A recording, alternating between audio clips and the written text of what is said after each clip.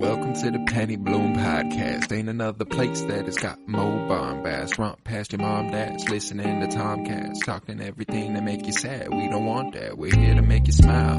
Put your mind at ease. Peace, love, and bloom, and always praise Keanu Reeves. This what we about. This some weeding now. We'll talk until we can't no more, and then we peacing out. Alright, let's go.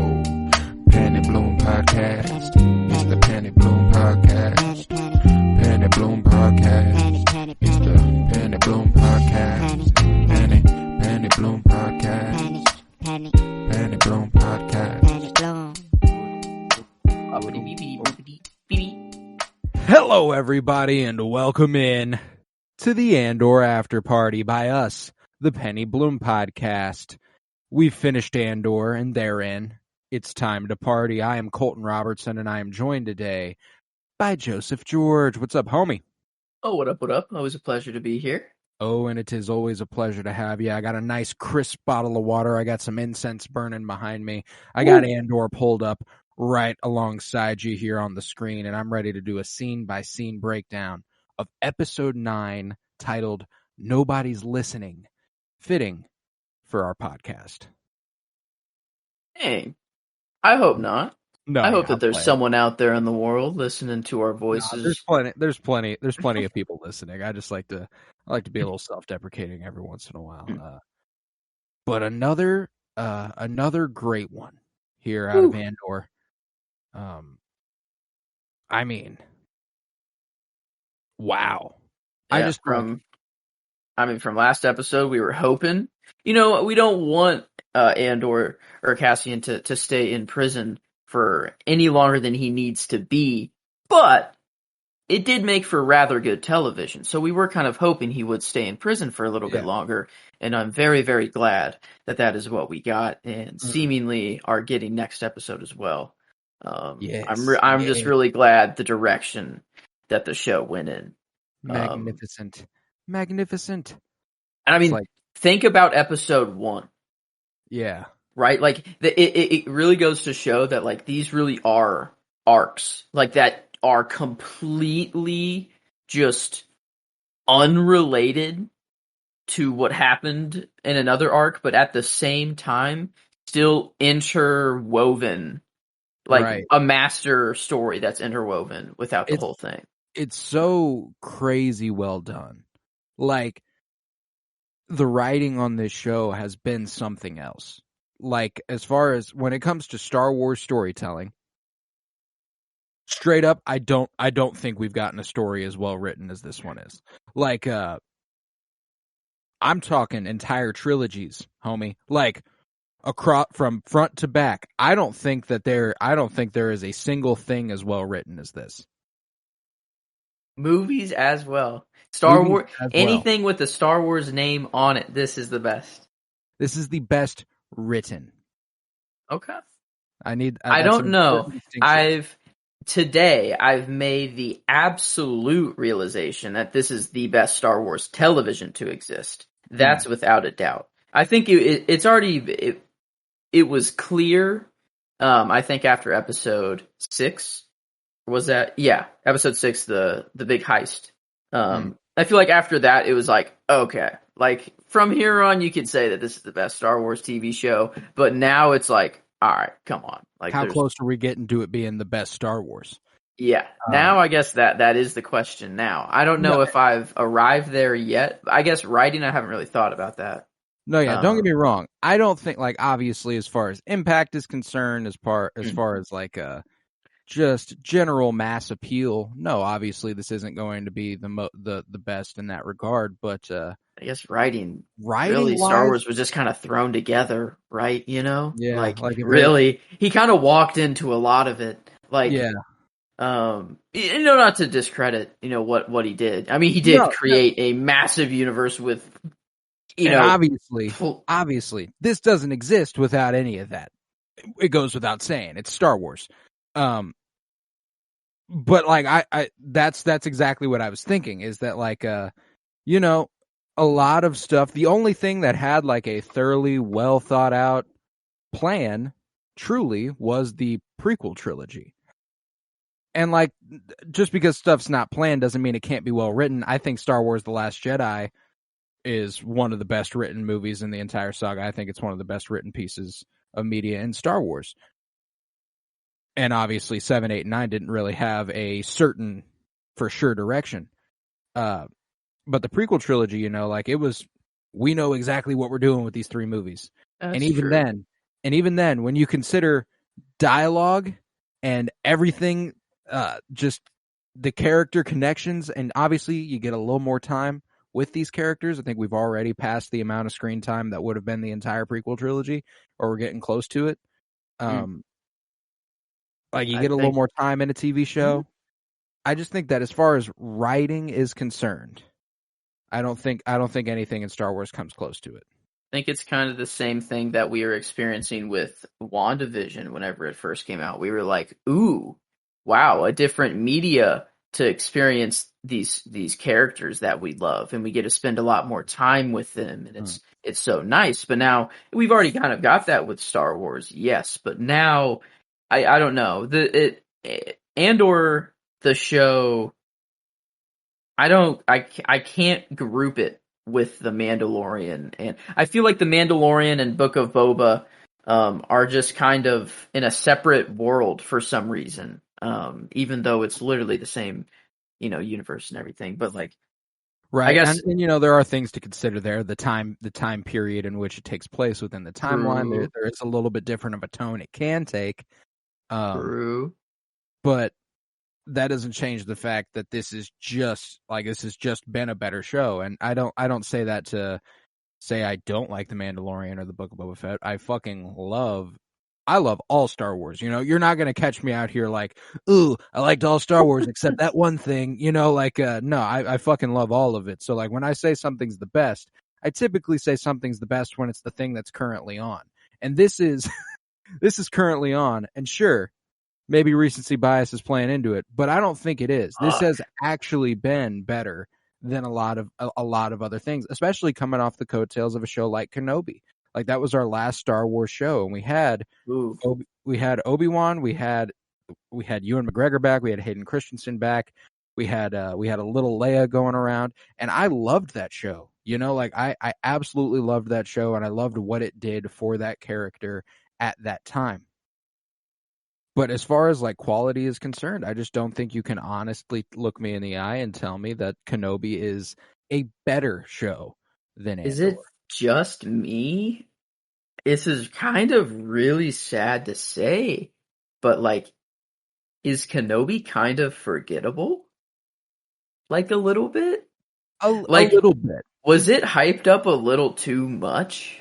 Like, I think, like, it was good and it was great to, like, all the nostalgia and seeing all of those old characters and, like, all the, you know, in a new kind of way, a new storytelling way and stuff. It was awesome, but, like... And it branched the prequel trilogy and the original trilogy in a way that I didn't think was possible. Like, it was very, very satisfying. And I think there is a difference between something being satisfying and being, like, overwhelmingly good. Like, I guess the main difference is probably if you've never watched Star Wars, you don't really get much out of Kenobi. There's not a whole lot. You know, you get the little rebellion spirit, but like most of those characters die off because they're not Obi-Wan Kenobi or Darth Vader or Princess Leia.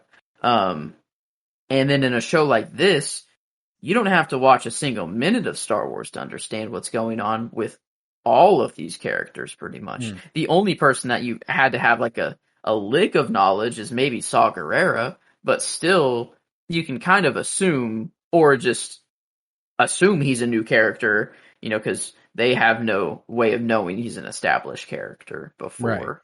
Right. So, I mean, like, really, there's nothing in this show that is prerequisite. That's a bad way to say it, but like, you don't need any prior knowledge, really, to enjoy every aspect of the show. Right. And I think that's what makes it just so much better, is that I feel like I can recommend this to my parents almost, you know, like, people who would have no interest in like even The Mandalorian or Book of Boba. Like, well, and that's like, what's been cool is that like when The Mandalorian came out, it's what felt like the thing I could point to and go, oh, you don't need to watch any Star Wars to like The Mandalorian, you know? And then season two kind of steers away from that. It does steer a lot more into, oh, you know, a lot of things about a lot of people from a lot of places, and we're gonna tie that in here. And and that's the thing. I think both things have their place. I never want anyone to hear the things I'm saying and go, oh, well, you're completely discrediting this other thing. No, I fucking love the other thing. I promise I do. Yeah, that's the thing, is that this show is just that good. And I compare it, this is the first thing I've felt comfortable going, I've never made that claim on the podcast, that it was the best Star Wars ever. You know, that's not something I've ever said about a show we're covering. This truly has that potential, especially after 2 seasons. Like, after 1 season, we're already getting there. And if it just does what it's doing for the entire run, I have no doubt. And this is just based off, I mean, it's not solely based off just Cassian, I guess. I mean, the show, it kind of really covers, the start of the rebellion. Yeah. Really. So I was about to be and wow, with a show that the main protagonist is just kind of like a side character. Well, not a side character, but in the main grand Star Wars story is definitely a side character. Has a very big impact on the Star Wars story, but a show that you wouldn't expect to be the golden egg of Star Wars television, I guess. I would expect it to be Obi-Wan or The Book of Boba Fett. Yeah, something with an established character that everyone knows, that would be huge and grand, but this one has felt by far the most grand out of all of them. Well, and that was the thing too, is that there's been contemplation and discussion online about from a particular side of the fan base that really gives a shit about the amount of people watching. This has been the worst performing Disney Plus Star Wars show. It's not getting as many viewers as anything else. And, I think that can be partially owed to, it's not the first Star Wars show like The Mandalorian. It doesn't have Boba Fett in the title. It doesn't have Obi-Wan Kenobi in the title. You know what I'm saying? All these things had something else going for it that a lot of people could get behind. So there was a lot of discussion about what the show should have been called. And someone went as far as to say it should have been called the Age of Rebellion, or the Birth of Rebellion, or something like that. And that's what was cool. Nimik's line? Or did Nimik have a little line that he said that was really I don't know. I feel like there was a line that could have been, I don't know. I really hope that manifesto is kept up in the shower box. I hope so too. I hope it hasn't been safe. But that is interesting. I didn't think about the name of the show. Well, and I think it's important because, these episodes that we've spent specifically here in prison with Cassian, the show has a different name. People are like, what the fuck are we spending so much time with Cassian Andor for? Fair. And that's the thing, is that I don't want to see as much of anybody else as I am Cassian right now. I think it's rightfully called Andor. Every single thing that's happened is based around him. Every single one. The first 3 episodes, getting him off Ferrix. The second 3 episodes, him being a crucial part of the heist and everyone dealing with it around him. And now we're here in prison, and he's clearly coming into his own as one of the most important people in the galaxy, as everyone is after him. It is rightfully called Andor. You know what I'm saying? There's no reason to think it should be anything else. And I'm absolutely fucking loving it. But are you ready for a scene by scene breakdown of the 9th episode titled Nobody's Listening? Oh yeah, let's get into it, mate. All right, let's get it. So we kick off the episode with Deidre, and she's just staring with contempt at Bix Colleen, who is, being a little bit. She's being a little silent about all that she's being interrogated, and she's under threat of torture from one Mr. Dr. Gorst, who is a sick fuck.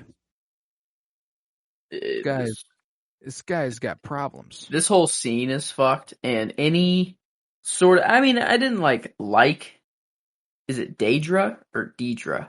Deidre. I didn't really like Deidre before. I was just kind of like rooting for her as kind of like the woman in the workplace that has to work a little harder, to get where she needs to go. Never was it like, oh, I love it, I want to see her win. Right, yeah. But like, this has solidified my view on her. She sucks hard. Like, she is narc to the ultimate level. Like, they deserve to be together, but not, like, they need, I don't know what the situation should be between the two of them, but they should have an understanding that they are together, but to never touch each other and never to get with anyone else ever. It's like just an understanding they have that it's, I don't know. They don't deserve love. They're so far away from it. Right. And yeah, that's where I stand now after this. Well, and we'll have some more discussion about the relationship that is seemingly not budding necessarily, because it's harrowingly one-sided, which was just they're sending this man out sad, huh? It's like a Kristen Cole kind of. Yeah, you won't. Not really. He wasn't good in the first place, though. Yeah, right. So, yeah, the way you feel about Kristen Cole when he goes, "Oh, a spoiled cunt," like that's just all Surreal has ever been. But this, imagine Cassian gets with Deidre, it would be the ultimate, like, Cuck wouldn't, or Cuck. I called him Cuck. He would become Cuck. He wouldn't be Narc. He would just be Cuck Narc. Narc Cuck. Narc Cuck. Whatever. I don't think Cassian would do that. That'd be low for Cassian. Yeah, that'd be a low thing for him. But the good old seduction to get information trick, I don't think we're going that route with this show. But it would be classic. Hey, he's a man of many talents, and he does what he needs to do to get the job done, and sometimes it means getting with an ISB agent. Probably not the ISB agent that's looking for you, I guess, wouldn't be the best idea. I don't think it's possible for her to be seduced by Cassian. If I'm being for real, I don't think she would actually ever be like, you know what? Forget everything I've been working for my entire career. I'm trying to fuck this rebel. Narc, sit in the corner and watch. This is but this scene between Bix and Deidre, I have 4 candidates for my favorite performance of the episode, and they are Adria Arjona as Bix, and another one of those 4 is Denise Goff here as Deidre. She is fucking bone chilling. You know what? I didn't think about that. I hate her because of this scene, but I didn't think about how she actually had to act. She had to do that. Yeah. Like, she had to act. Wow. Whenever she's like, you're a fish in my net, or you're in my net, Bix. Are you a fish or a thief? Oh, and her little, like, lip twitches. And, like, barely containing her anger. Like she's pissed. Yeah. Like, she's like, I don't care. I will do whatever. Like, I don't care. Like, she's horrifying to look at. What's crazy is this is a beautiful woman. You know what I'm saying? Like, the woman who is playing Deidre is a gorgeous woman. I am scared to look at this woman's face. Like, she is intimidating as all hell, and she knows exactly how to be a fascist. She's incredible at it. It's really, like, how do you do that, You show up as a normal human being, and for work, you have to act as a fascist. in the most, like, in a torturous way to someone directly right there with a can, you know, and then 30 minutes later you go back to talking like a normal human. That's insane. Yeah, Like, no, acting's a wild profession, dude. But I will say, I think it probably would be easier to enter that mode in a setting like Star Wars, where you can go, I'm a part of the intergalactic empire. Yes, this script is a little too real, but I still fall back on the idea that we're in a fantasy existence, you know? The types of roles that I get a little bit more eked out by are like Leonardo DiCaprio as Calvin Candy and Adam Driver and Black Klansman and shit like that. It's like, come on now, guys. Y'all rolling a bit too easily off the tongue there, it seems, you know, sometimes. A little bit. But yeah, this scene was just incredible, and it only gets more and more horrifying when Deidre leaves to leave her to Dr. Gerst. And it's not pretty. But we'll get there before long.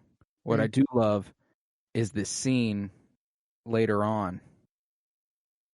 Oh, it's a little later on. We'll get there.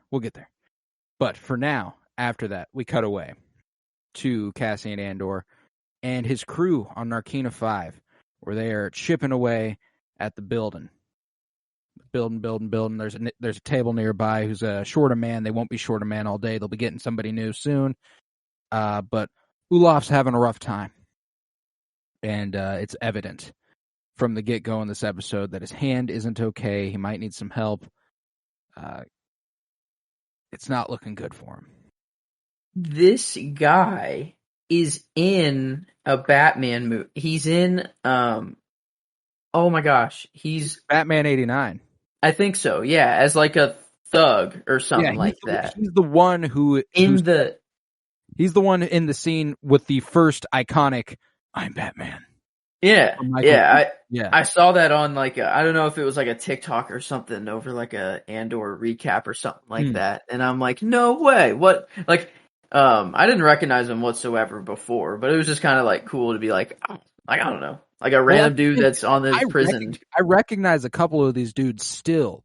Like, I haven't looked into it this week, but I know I've seen the guy who plays Jimbok in something.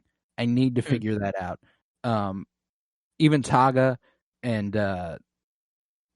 Ulaf was the other one that I was like, I know I've seen him somewhere, and I still don't know that Batman 89 is where I'm making that connection. But regardless, I really do like this scene as Cassian volunteers to switch with Taga, and Kino comes on over and is like, what the fuck is this? What y'all on? And they're like, we're just doing a little bit of rebalancing. Whose idea was that? You know, what's going on? And Cassian gives credit to Taga, who's like, oh, dude, don't get me in trouble. And then Kino's like, that was a good idea. Good job, man. And he's like, oh, cool. Yeah, that was on me. That was on me, man. That was me. I did that. It's like Dwight Schrute and Michael Scott in The Office for the golden ticket idea. Where they put the golden ticket in the bales of paper and they all went to the same place. That show's insane. Is it? Did they take it off Netflix? Is it still on there? It's probably on Peacock now. Or it's okay. That's right. That's right. Sorry. Random side note there. But no, yeah, you're good. But this scene continues with Kino asking Ulaf how many shifts he's got left, and he says, "Be 41 shifts tomorrow." And immediately I went, "Fuck, man, what's gonna happen to my boy Ulaf? He's about to get off. He's about to be fine. What's going on here?" And it only got more and more sad for my boy. And I love that Kino lets us know he's the next out. He's the next one who's going to be heading home. Which just makes this hurt all the worse. He headed home. Oh. Country roads. But he is the broker in Guardians of the Galaxy. Holy shit, yes he is. He's real aliened out in that movie, though. He's the one who Quill. Oh goes my god, trying to sell the. Yeah. Oh my And god. he's like Ronan. I don't fuck with Ronan. No, we don't do that shit here. Wow. Is that where the recognition is from? Yeah, Batman, Jack the Giant Slayer, the Fifth Element is what he's known for. Those are the big four, at least. Certain for me, it was Guardians of the Galaxy. Then there you go. That's it. That is the thing. That's crazy. I guess there it is. Doctor Who as well. Possibly if you watch that, I don't know. That was another big thing. Look like Pirates of the Caribbean. Mm-hmm. He's been around. What's his name? Fairbank. Christopher Fairbank. All right, is his name. Christopher Fairbank had a hell of a performance to put on in this episode as well. The acting just all around was crazy this week. Yeah. Very, very everyone came to fucking play. As far as Jimbok was the one you were trying to figure out, yeah, who was? He's only known for Pan, Love Actually, Secrets and Lies, and The Witches. Those are his big on IMDb. All right, doesn't even have a picture. Brian Bovell, Bovell, Bovell. It doesn't even have a picture on IMDb though. Okay, that's interesting. But he's in a lot of stuff though. Is the thing. Been a minor role in a lot of things then? Yeah, is what it's looking like. Well, and here's the thing then. I probably just, I've watched a lot of these things, so I've probably seen him just... Don't know what exactly. Don't know what it was, just because I've seen a lot of this. This is, all right, that's good to know. Brian Bovell. I have seen Love Actually, and I do, that's vaguely ringing a bell. I watched that Tom and Jerry movie last year, so Tom and Jerry. Okay, maybe that's it. There you go. I just saw that at the same time. Huh. Interesting. Yeah. Regardless, dope dudes over there at table 5 on floor 5. They killing shit. Yeah, they're winning too. Sometimes having a good day. They got a good crew, even with an older fella. A rough time. Yeah, they're not doing too bad. Cassian's kind of having to do the job of 2 people throughout this episode. Yep, that's true. I guess maybe that's it. Maybe Cassian's just actually that goated. I guess he's new, he's fresh, he's hasn't been in it as long as everyone out. Yeah, true. I mean, now we're another month later. Dang, that's true. Dang. He has been here at least 2 months. Yeah. Which I'd be willing to bet is more than enough time to wear a man down in this. That's fair. In this setting. That's a long time. That many no breaks. That's a long time. God damn! That's so brutal. They don't even ask how many days you have left. How much they go. How many shifts do you have left? It's not how many days. They don't know where the sun is. They don't know how the sun. They might not even be the fucking day side, bro. That's true. Ooh, I had that thought. What if they tell both sides that they're day side, so that they're like, fuck yeah, I'll go to sleep tonight. Damn.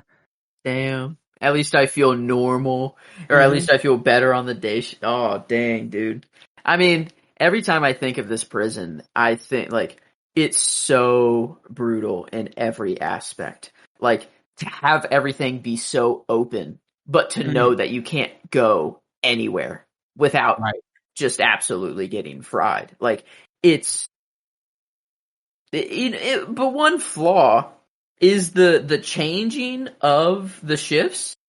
Why even allow that one little time right there where everyone can see each other and talk to each other and communicate amongst each other? Why not just have a wall in between and not even have the day shift and night shift see each other? That's a good point. I hadn't... I guess it's a TV show. Yeah, well, it's probably that, and I also think that they've made a point that, they're not supposed to talk here. Them talking here is everyone shut the fuck up. We're not supposed to be talking right now. True. We got to get our shit together. True. So I think it's probably just another one of those examples where if I they don't do know. get caught talking, it's just another reason to punish them. That little switch, though, is like, it's what's making me think that, like, what the night shift just did is the day shift taking it apart. Like, half of me is believing that they're actually building something for the Empire, and half of me is believing that this is just a perpetual cycle of the same parts being put together and taken apart. And I really hope it's not that. Like, I would rather Cassian have some part in building the Death Star than it just be nothing. Right. Because at least I know that he was part of, or a very large reason to why it blew up. So I think it's fair that he built a couple little frames, Right. of the part that he actually built over the span of a couple months. If we spend more there, isn't enough to destroy a planet. So not on Cassian. Right. No, certainly not. No, that's my thing. You have posed that idea that what they build during the day is what the night shift takes apart at night. And like that idea is horrifying. And while I do think it would be extremely just on brand for the Empire to do something so fascist to just no purpose is even being served here, I do think they know how to use their resources a little bit better than that. Fair. Like if you're going to essentially enslave all of these people, they're building something. Like they're building something. They're not just doing a perpetual take apart, put together, take apart, put together. But it is interesting. Like, where does all that shit go? Is it possible that we see like the construction of the Death Star at all, or like the beginnings of it? Like, I mean, it has to be. Like, we'd be towards the finish line of its construction, if I had to guess. Is there like? I mean, was it always kept in one place, or was it moved around? That's a good question. Is it actually like moving through space right now? Because that's the thing. It can move. It is a space state. Like it can go. Yeah, that's how it goes places. Which is insane. Like, it's not just the hyperdrive. So like, I wonder if, because it'd be insane if like they're trying to escape and they see the Death Star. No, because if they would have, if they see it, there's no way they would know about it yet. No, they can't. Like, they wouldn't be like, "Oh shit, that's the Death Star," and it also would have just eliminated a whole bunch of speculation for Cassian and the rebels in Rogue One. Because part of the thing in Rogue One is whether or not the Death Star exists. Like that's what Cassian learns about at the very beginning of the movie from the spy he kills, shoots in the back. He's like, they're calling it a planet killer. Like, there's a planet killer, they built it. And he's like, what the fuck are you talking about, dude? No way. Say he is building parts for the Death Star, how do they wrap that up and give us the satisfaction that we know it's going to the Death Star without giving Cassian the knowledge that he built parts for the Death Star? One little montage showing us that single tool they finished building, rolling out and going wherever it's going. It doesn't need to take more than 30 seconds. It is that easy, you're right. It is that easy. Yeah, it doesn't need to take more than 30 seconds. And that's the other thing, too, is that I don't even know that we'll ever figure out exactly what he's building. Like, because I think part of that is just to hammer home that he doesn't know what he's building. Like, they just build and build and build. And, like, what would be vice versa for your idea, same exact montage. You show that get wheeled off to the side. You show it get wheeled in the next day. My thing is that they go to the same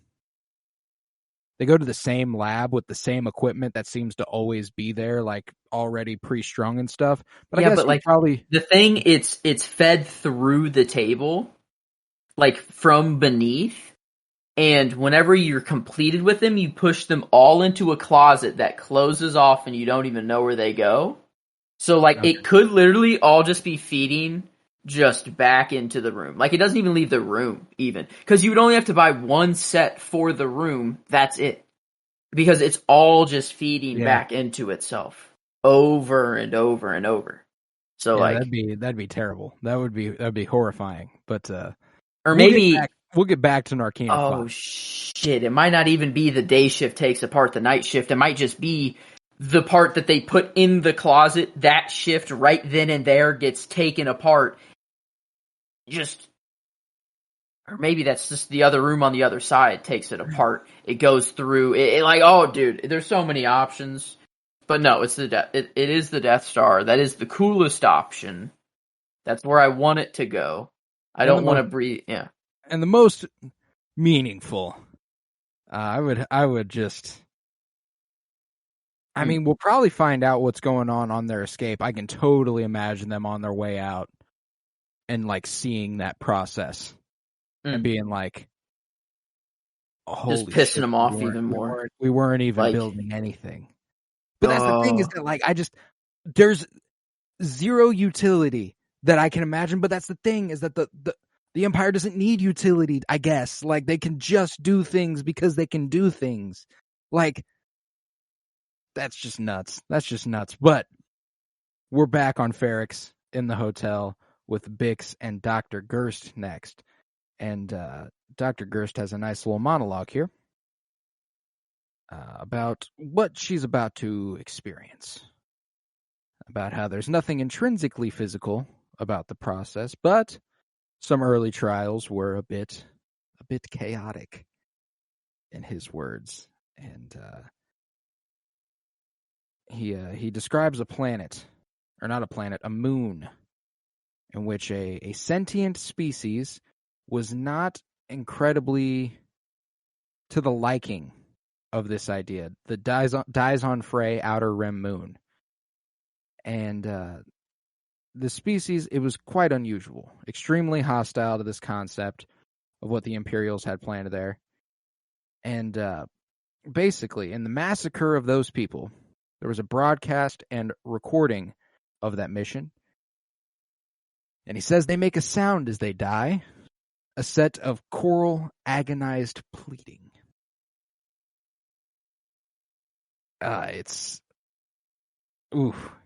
He says, it was unlike anything anyone had heard. People who were there to hear it went nuts actually being there. They've taken the recordings, modified them, layered them, adjusted them, and they also found, children's screams as a part of it. If it wasn't bad enough, if you didn't want to hear the screams of a species being wiped out completely, how about we the children just picked out the children for you. Just the children. That's all you'll hear. Yeah, which has its own particular effect. Like, this dude is fucking nuts. This man's a special kind of evil. And he pulls out these little headphone-ass motherfuckers. Goes ahead and... it's the same as the droid tech that is like the permanent one. Yeah. That's like, this is the live-action version of it. But like, this is... I don't know. It was confirmed. I saw... or I forgot where I saw it, but this is like the same tech, which is like, I don't know, but early on or something. I forgot what the little nuance was, why it's not like fully like the one dude is that bald dude that, why it's not like him. But man, I don't know who comes up with these torture methods or who came up with this prison, like, architect, how it works, like who comes up with this stuff, but man, they're sick. Like, when this dude goes like, it won't take long. Of course, it won't feel that long, quote, from the inside. And if you're having trouble speaking, just shake your head side to side. We've got the suspenseful music welling and welling and welling. Everything's building up. Deidre goes ahead and comes back on in because this has got to be her favorite part. And she's like, you want to be sure of that, Bix, that you're cooperating to your fullest ability. And because it's repeat listenings that usually do the most damage. And it's right here that Adria Arjona's acting gets to a level that's just like, I told you I had an anxiety attack watching this scene for the first time this morning, and I was not exaggerating. Like And it was the way the bottom drops out from under you here in a second, where he asks, "Are we ready?" And she's panicking, you know, she's afraid, and then the music just, I like whenever she starts screaming, I legitimately had to pause the TV and like calm down.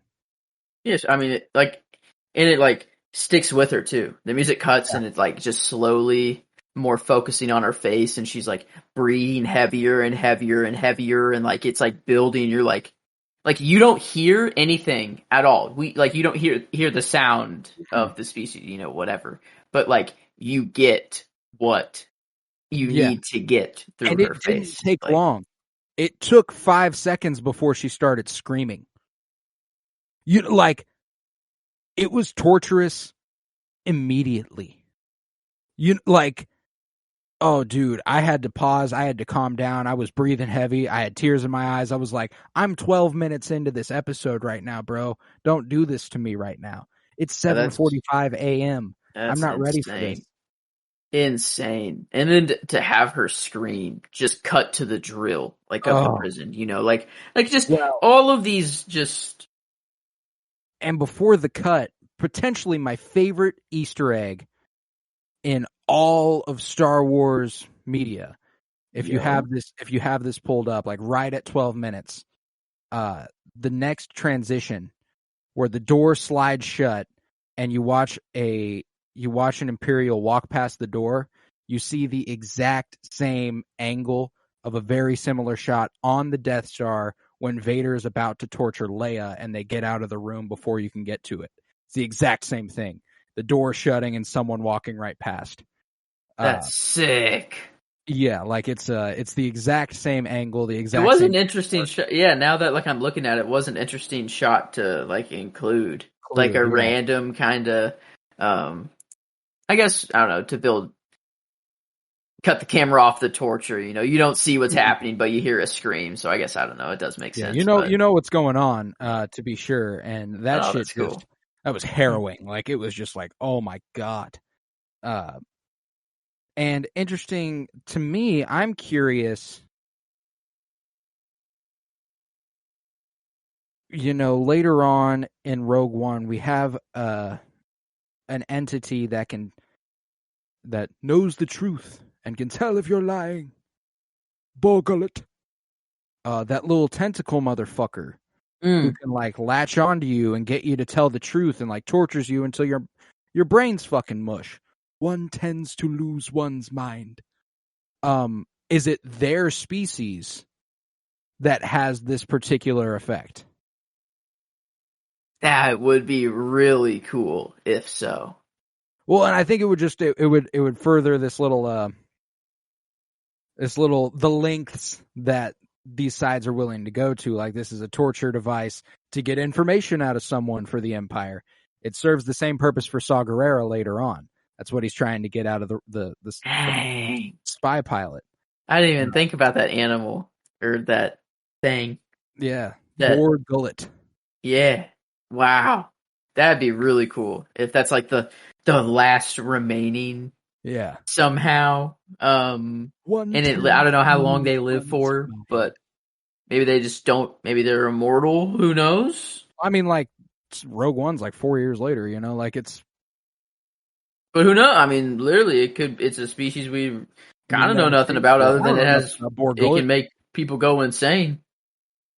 Damn. One tends to lose one's mind. Forrest Whitaker in that scene, just crazy. But like, yeah, the way they were talking about what happened to Pac, and the way he was like the prefect later on is like, or maybe already happened. I don't remember. He's like, I would love to hang him. Oh my god, yeah. Or what's left of him, and I was just like, God, this guy is like that's disturbing. That's a little just later. Saying that, I would love to hang him. Yeah. Like, oh, you are. That's rough. And Deidre being like, yeah, all right. Yeah, like, yeah, all right, yeah. Do whatever you want. I don't care. Yeah, I don't care. Like, poof. Yeah, oof as fuck. But we next cut back to Narkina 5, where Cassian watches as a guard walks by overhead, and he sees his way to the bathroom for a little break. But what we find in the bathroom is that he's pulling Andy Dufresne in this hoe. He's digging a hole in the wall. Oh yeah. This little panel is his Rita Hayworth poster. Well, you think that whenever he gets through, whatever he's cutting, I'm assuming it's like a power conduit or something. I'm assuming that cut off affects the floor. Yeah. So they're gonna try to fry, and everyone's gonna be like, oh, you don't have any power anymore, and then riot. I think he's using a file, and he doesn't make a lot of progress here. It might he's be been going for another month, presumably. Yeah, at least, or at most. True. Who knows how recently he started this project? But now we've got another homie on the inside who is down with him. I don't know who this guy is yet. Already digging him though. Very, very cool. And they break down exactly what the security is like here. These two are already contemplating how to get the fuck out of here. Cassian and the homie. They're two men, two guns, and they decide that they come to the conclusion that nothing that moves can fry you. So the elevator will come into play for how they get out of here. And this is where Cassian proposes the idea that they take it while it's in the middle of its ascent. They shut the elevator down. They take out one guard, steal his gun, and that way they can take out the other guard before anything happens. And the other guy's like, "Nah, that's crazy. I don't think we can pull that off." And they ultimately don't do anything here. I think it was more, in theory for the future. I feel like they do this every day. Like every day, or not maybe, because I guess they don't get a new person every day. They don't necessarily have to stand on program like this every single shift. But I feel like it's kind of like their planning process. Like they're not actually thinking about doing this in the moment right now. It's just at this time when it were to happen, we would do this now, sort of thing. Which I don't know. I like what a cool Prison Break. This isn't even really the Prison Break episode, but it's the plotting. It's the planning of it. Oh, it's so cool. Yeah, this one is. It's like hardly even the planning of it. It's just kind of like the very, very bare bones of an escape plan, maybe. Yeah, we're getting just all we know is that the elevator does not shock you. It can't shock you, and it's going to be used somehow. They're going to take out, and maybe the floors aren't going to be able to work. That's about it. That's about all we know, which is that is it for now. And it's only headed in a better direction throughout this episode. But after that little brief stand on Narkina 5, we cut back to Bix after being tortured. And I'm always curious what they do to actors on set to get them to look like that. Like the torturous look that she has on her face right when they cut to her and she's leaning over in her chair. She's clearly very sweaty from everything that's been happening. And obviously, I know sweat's easy to fake. But you're right. This woman is incredible at acting.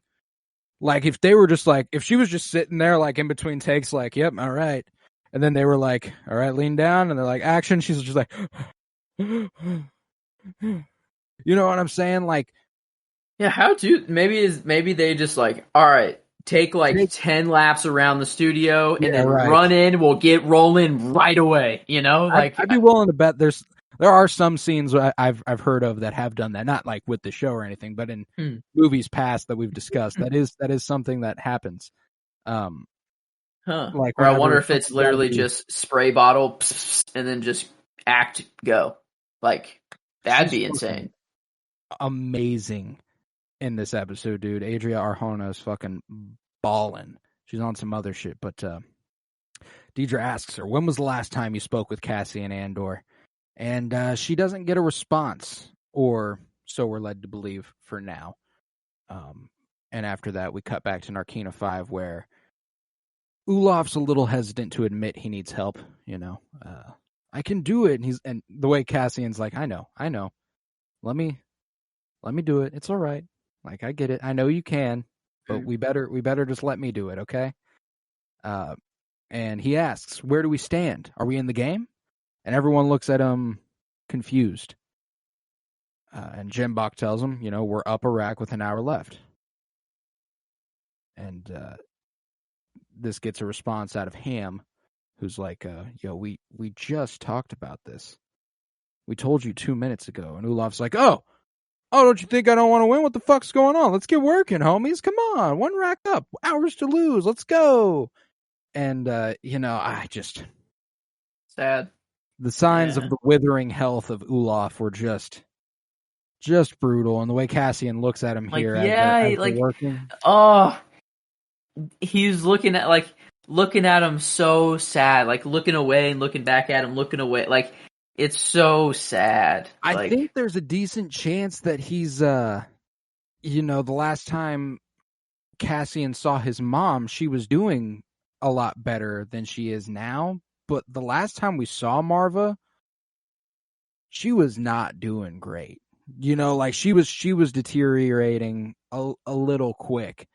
And I think more than anything, this kind of interaction with Ulaf is kind of reminding him that he probably won't ever see his mom again. Mm-hmm. I think is kind of where where his mind is at as he's working with Ulaf and supporting Ulaf. He keeps in mind that, someone he loves needs help, and so does this guy. So he's going to do his best. And that should just... Oh, man, that's a death I'm not ready for. Marva? Oh, that's going to fuck me up. Yep, it's happening. It's going to happen. Oh, 100%. And I'm going to hate it. And she's gonna go out in a blaze of glory. She better go out in glory in some way for the rebellion.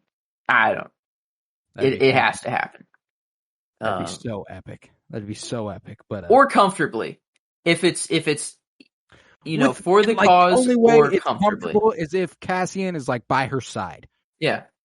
If she's she's on her deathbed, Cassian, Bix, and Brasso right now. Yeah, Brasso, B's there too. Just Marva, it'd be super sad, but everyone's there, just chilling. I don't know, and no, okay, no, we're not there yet. We still got to break out of prison. I'm just gonna think about it. Move on. Let's not think about it yet. We don't have to. No, we're good. We're good. But is whenever the guy's I would really like to hang him, is that the dad? Or is that so that's the Salman Pak. He's the father of the kid. This kid has the perfect mirror to Cassian, kind of his story. He's probably going to see his father hanged in the streets. And he's already kind of in the rebellion, kind of rebellious spirit, already. And so I don't know. I see this kid as he'll be a rebel. I don't know. I feel whatever is going to happen on Ferrix, I feel it will start with the hanging of him, and that will get the people of Ferrix to be okay, no, this is the line. This, you've crossed the line. It starts now. Rise up. And that's how Marva's going out. She's the leader. She's what if she's up in the bell tower, dude? Imagine Marva ringing the bells. I don't think. I would love it. I don't think it's going to happen either. I have a feeling she'd have to ascend a lot of stairs, and Marva doesn't seem in the condition to do such a thing. But regardless, though, after that on Arcana 5, we do cut back to Ferrix, where this prefect is I'm going to hang Salman Pak. Please let me do it. But in the meantime, Deidre's yep, hold on to her. She can't die. We need her alive. He's as a hostage. And she's no, as a witness. She is literally the only one who can tell us, identify Axis. And the way that conversation ends with the "I'd like to hang him," and she's like, "I don't give a shit what you do, dude. Do whatever the fuck you want." Just disturbing, just disturbing. And then we follow that scene with a different kind of disturbing.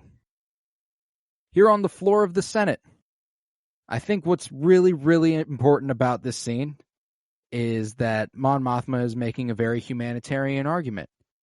And, you know, she's talking about how there's an important issue about imperial overreach. The PORD is really, really fucking us over. And we hear a yell, "Long live the Empire!"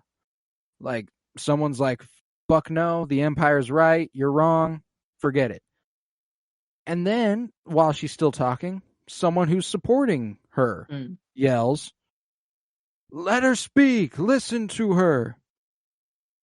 Sorry, homie, you're doing nothing to help here. In fact, now you're not listening because you felt the need to make it known that you support the woman who is speaking. Nobody gives a fuck. Go ahead and listen. That's all. And that's... These are always so like awkward to watch. Like it's always like I just feel so bad, you know. Nobody's listening. There are people literally leaving, getting up and leaving because they're like, "Oh, well, this is over. Nobody gives a shit about this." Did the dismissal or like turning your light off have to be so loud? You know, like it's so known when you turn off your light to leave. It makes this super loud clicky noise that echoes through the entire chamber. Like literally everyone hears it, and it's like just it's just like another dagger. It's like just dude, just like stab over and over. The end of this speech where she goes, "And I stand here today to speak with the senators who come with open minds. Those of you who still believe that when we enter this building, we are in a temple, and everyone is talking to each other. Nobody is listening.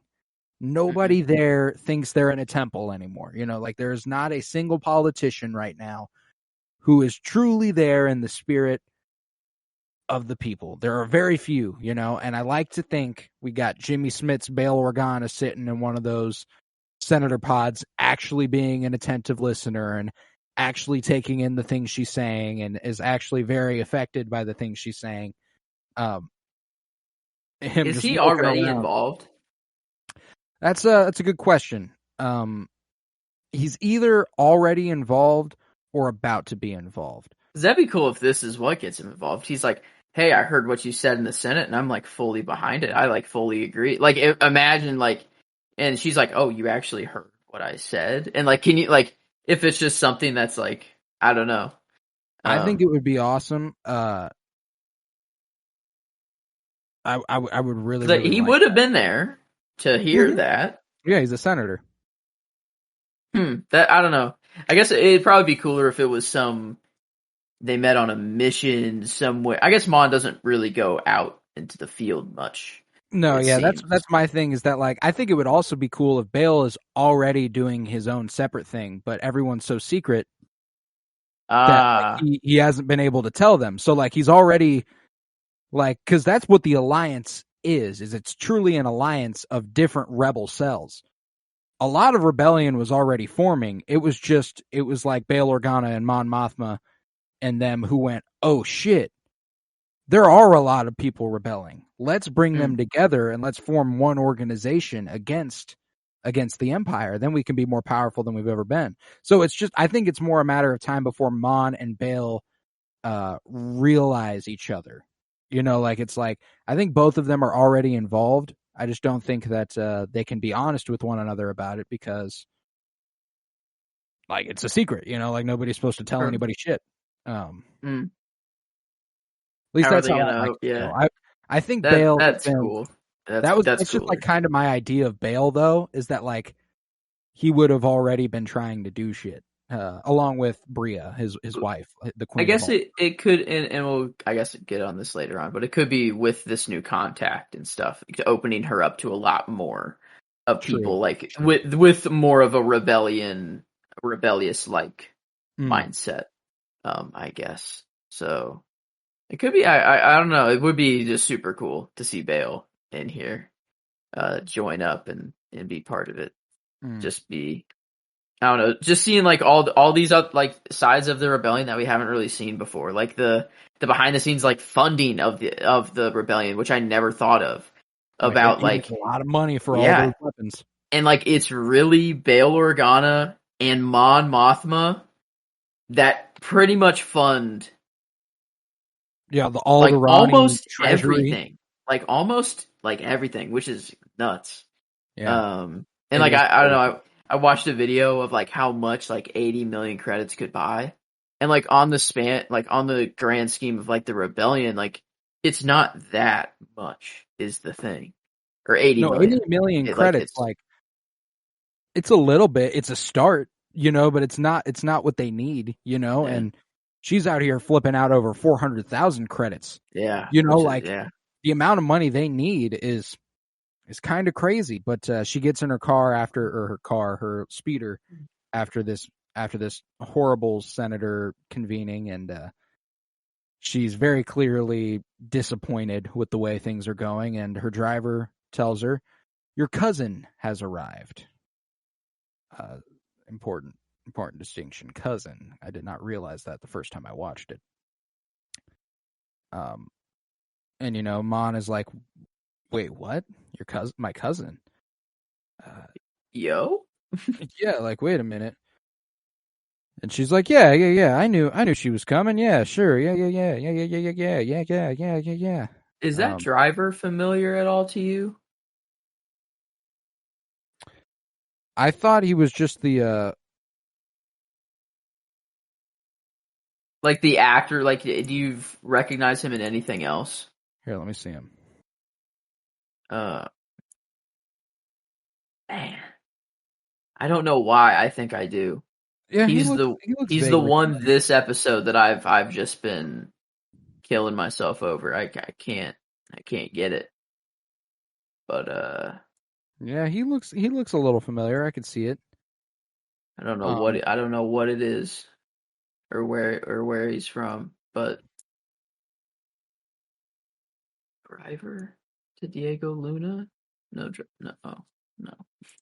That's To Diego Diego Luna's Luna? literal driver, not the in-show driver. I don't think he'll probably be credited. No, probably not. Not yet, anyway. Dang it. Oh well. But I don't know. This was a cool little. I can't believe we didn't see Vel's rich family being like Mon. Like I don't know why we didn't think that was an option. I don't know. I even thought about it and went, no. Like in my own head, I was like, no, probably not. I guess fair. We like Mon's a big enough character where if they had I guess an important family member that was Yeah. You just got hit with that same realization, huh? Yeah, I was gonna say it would make sense that we would hear about a relative to Mon If they were if they alive, were they live alive. mobility. Yeah, it would make sense if they were still living. Yeah, no, that's the harsh reality of the show we're dealing with, buddy. Uh-oh. But that's also the thing, is that Mon Mothma's cousin, she could have been a rebel. She's one of those characters that they could be like, fuck it. She made it all the way through the Battle of Endor and saw the fall of the Empire. Like we could still get there. It'll be all right. Just let her and Cinta live out their days one day after the Empire has fallen, please. But yeah, no, that's my headcanon, is that they were eventually like, we did our part.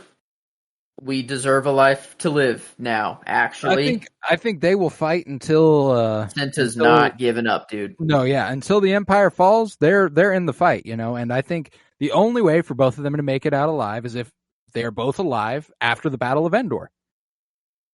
Otherwise, they might even fucking fall at like the Battle of Jakku, because that's like the official last battle of the Galactic Civil War.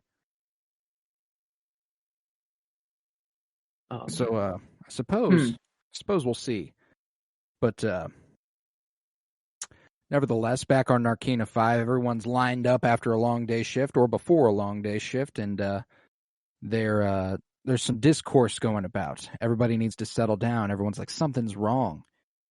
They're taking their time, and Taga's learning that there is something horribly wrong on level 2. According to the other people signaling around, there's got to be something going on level 2.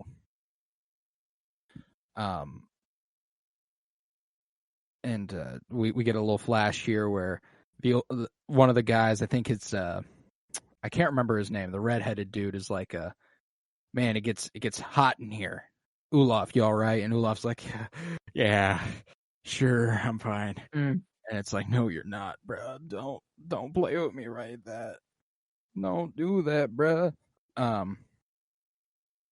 But Kino Loy has to tell everyone to shut the fuck up because everyone's getting a little too lively. And then the power goes out. Which is never a good sign in anything. They're like, especially when the main source of pain that's delivered to you needs a lot of power. Right. And if it made the power go out, which usually doesn't happen, probably means it was like turned up to level 3. And level 3 is probably the death level. Oh, dude, I didn't even think about that. Like the reason that's why the power went out is because they went ahead and did the whole floor. Yeah, you're absolutely right. Yeah, that's why the power outage is scary to them.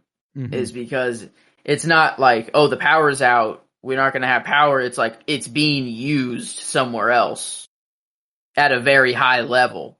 Right. Which right, is... and the way Kino Loy here is like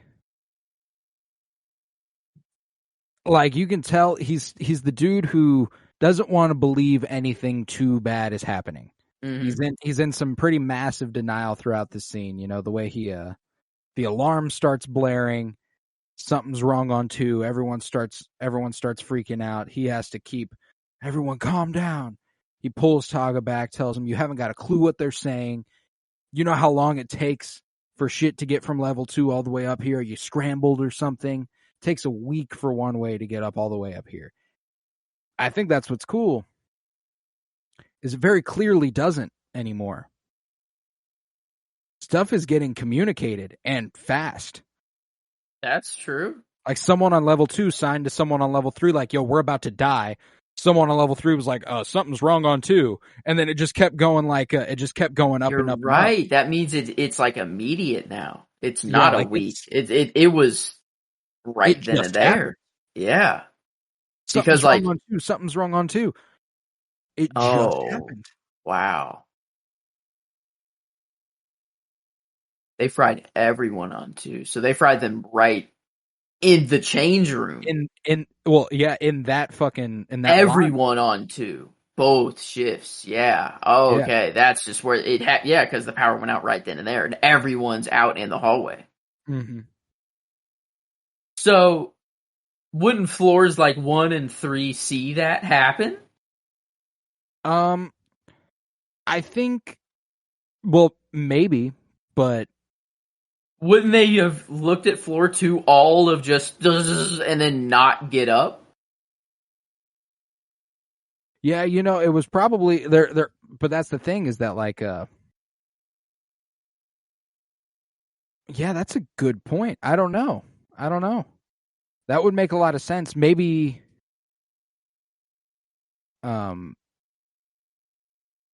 maybe they pushed them all into like the workroom, and then turned on that room instead of in the hallway where they were. Okay, yeah, I guess there's ways around it. It's not like they or whatever. But that, I guess if the power outage is when they died, then that means the message had to have been sent very, very quickly. Like, I mean, within minutes. Wow. Yeah, I didn't think about that. Like it got up there quick, and I guess that is it safe to assume that the power outage is them dying? I didn't even consider it. Or did they die before? Have they already been killed? a power outage in a facility like this, I didn't even consider why that must have happened. The only logical explanation is the one you put forth, that they put so much power into killing so many people. Because usually they make the point later on to go step into the square.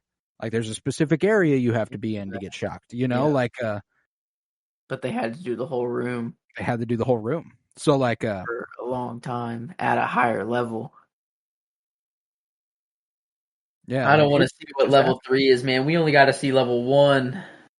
Yeah, and it's bad out here, bro. It's bad out here. But Andy Serkis in this scene is fucking phenomenal.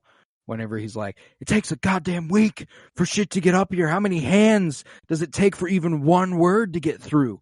And, this sheer anger. You can tell it's part of that is just that denial that, like, no fucking way something that bad could have happened. And then they get threatened over the intercom, like, everybody get the fuck where you're supposed to be, or we're going to go ahead and set off the floors without warning. Okay. Right? Yep. We're all moving now. Everyone on program, we're all moving now. You ain't got to worry about shit now, homie. I'm good. It's not here that solidifies Andy Serkis as the best performance. But like, I'm solidifying my pick. Because I know where the rest of the episode goes and where his whole performance this episode is. And this was like one of like the most emotional parts of it. Of like the most loud in your face sort of, acting that you got from him. And then you get, a lot more cool story developments with him later. Right, right. But I think I have to give my pick for the performance to Andy Serkis here. I get you. I get you. Is yours locked, or is that temporary? Because if it is temporary and you want to go with someone different, then I will gladly take yours so you can give it to someone else if you would like. Gotcha. No, yeah, my top two were very easy: Andy Serkis and Adria Arjona for this episode. I think Andy Serkis had more scenes to divide that performance up in, but the most like impactful piece of acting in this episode was that first scene with Adria Arjona, the second scene with Adria Arjona as Bix, where they begin the torture, and the way, like, just her facial acting, she doesn't even say a fucking word, her performance was just so fucking clear. And so like, I'm perfect. Like, it's one way or the other with us. Like, if you take Andy Serkis, I'm gonna take Adria Arjona. If I take Andy Serkis, you're gonna take Adria Arjona. Those are just the top two performances of the episode. I don't think there's any doubt about it. I mean, obviously Diego Luna is incredible as Cassian once again. Denise Goff is incredible as Deidre once again. Genevieve O'Reilly as Mon Mothma, fantastic once again. Faye Marseille as Vel, once again, fucking fantastic. It just everyone's hitting on all cylinders every week. It's just absurd. But this next scene does bring us to back to good old Mon Mothma's place, where we see her cousin hanging out with Lyda, the daughter of Mon Mothma, saying that she's been to Tassio Moon, which apparently he's got some wealth there. Tassio Moon brought you a little dress. And she goes, oh, well, your father may have an opinion on it. And she goes, he lets me do whatever the fuck I want. And she's like, okay, well, why don't you go try it on then, little bitch? Get on the fuck out of here. And that's when I was like, oh shit, Vel's family is Mon Mothma's. They're Chandrillan. That's her thing. All right, cool. She says, where have you been? Traveling. 6 months. Her cousin did the Aldani heist. Led the Aldani heist. She has no fucking clue. Dang. That's how the rebellion is holding it down. I didn't really even think about that. Luthen didn't even tell Mon that. Not even Vel told Mon that. Yeah. Vel was like, I was traveling. I was gone for 6 months. Wow. Shit's need to know, and some people just don't need to. But they...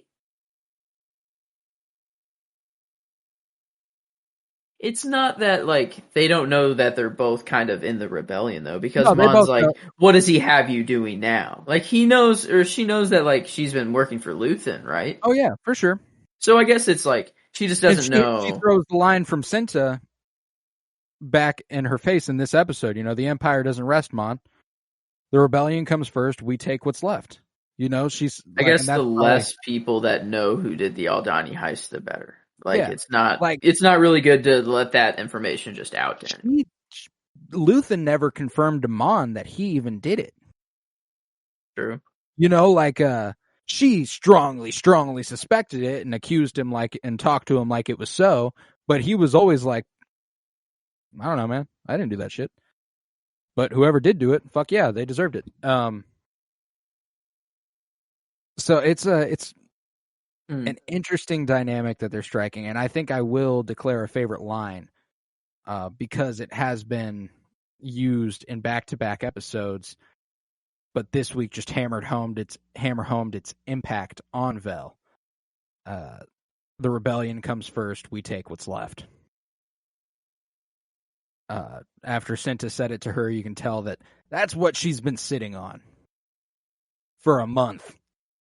You know, like that. The rebellion comes first. We take what's left. Yeah, we take what's left.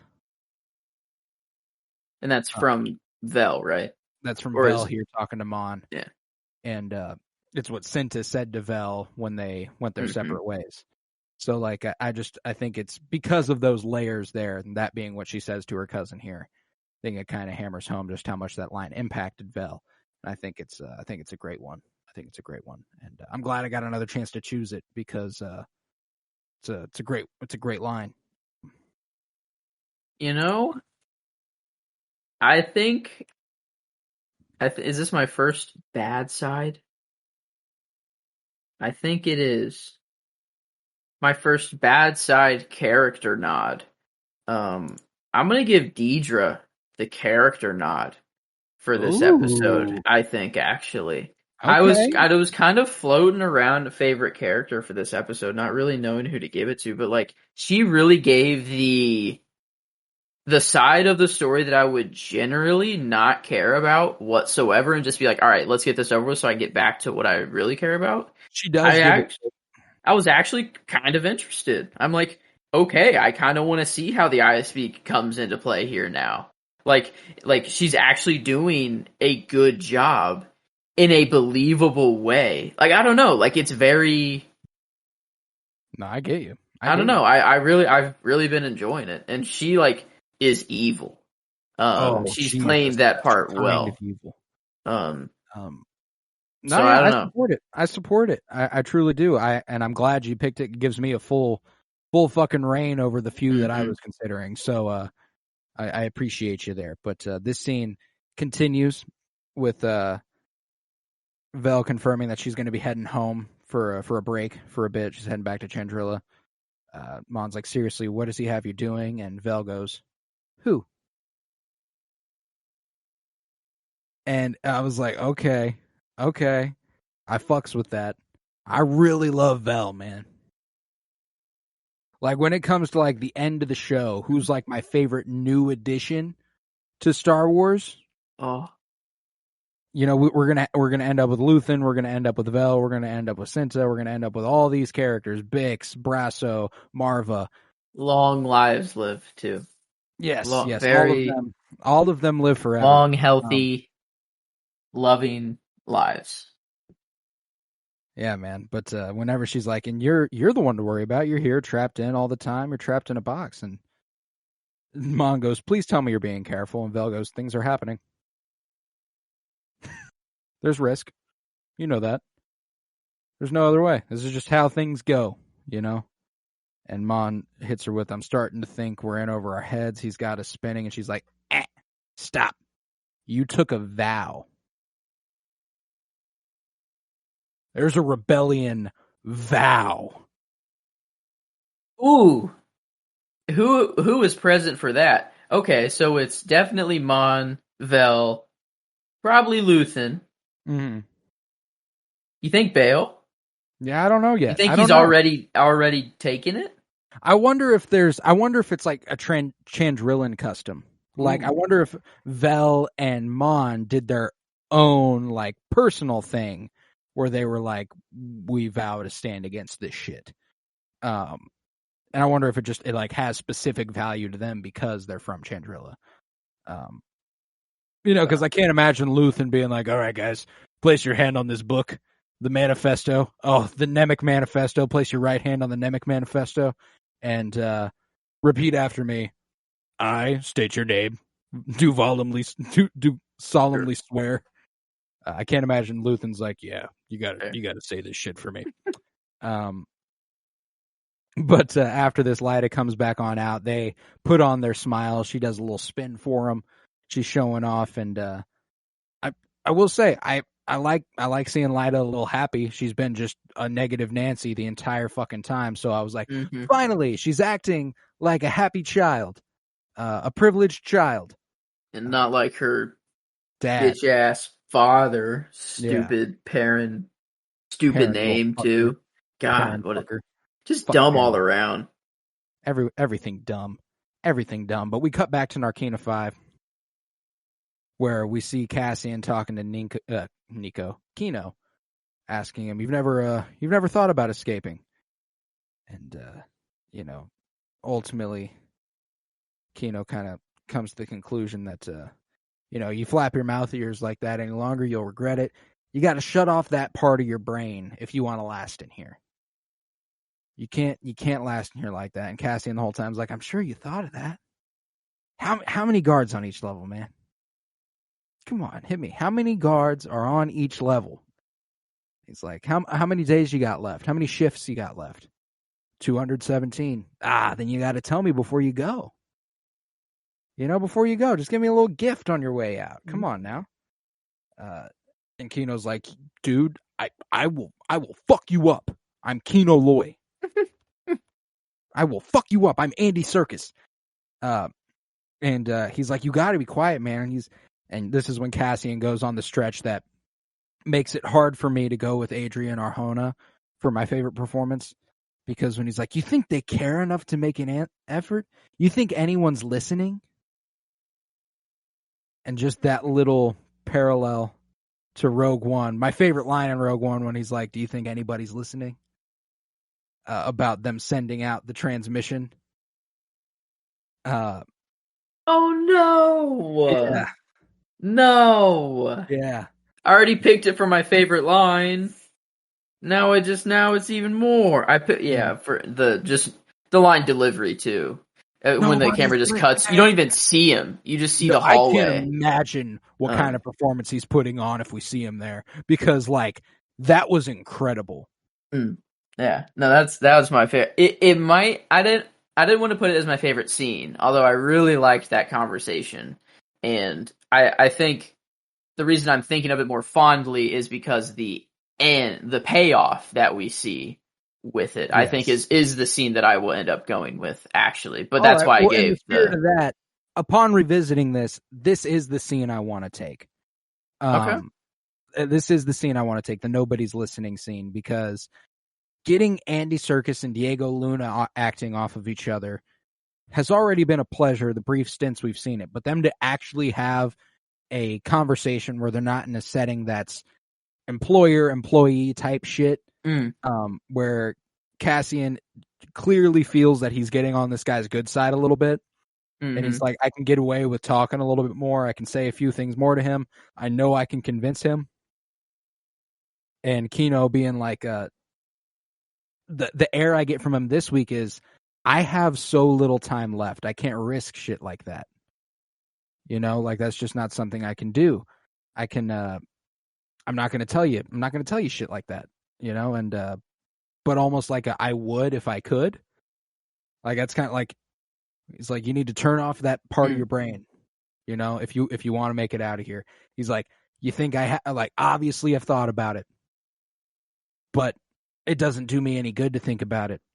I'm gonna be in here regardless. Like it's not possible. Escape's not possible.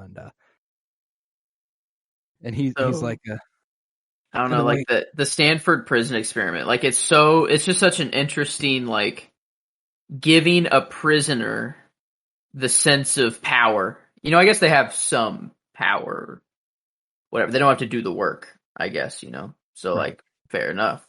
But like, I don't know. This dynamic is so cool, and just to have Andy Serkis play it, Ooh, is amazing. I fucking love it, man. Like we were already getting so much out of the show that last week when Andy Serkis showed up, like last week whenever I was like, I pray they radicalize Kino. Like that was what I left last week with. Like I hope they manage a way to get him on their side. I pray. And the fact that is the route that they're taking, I'm just like, oh man, because I already love Andy Serkis. This episode makes me go, okay, my favorite character of the week is Kino Loy.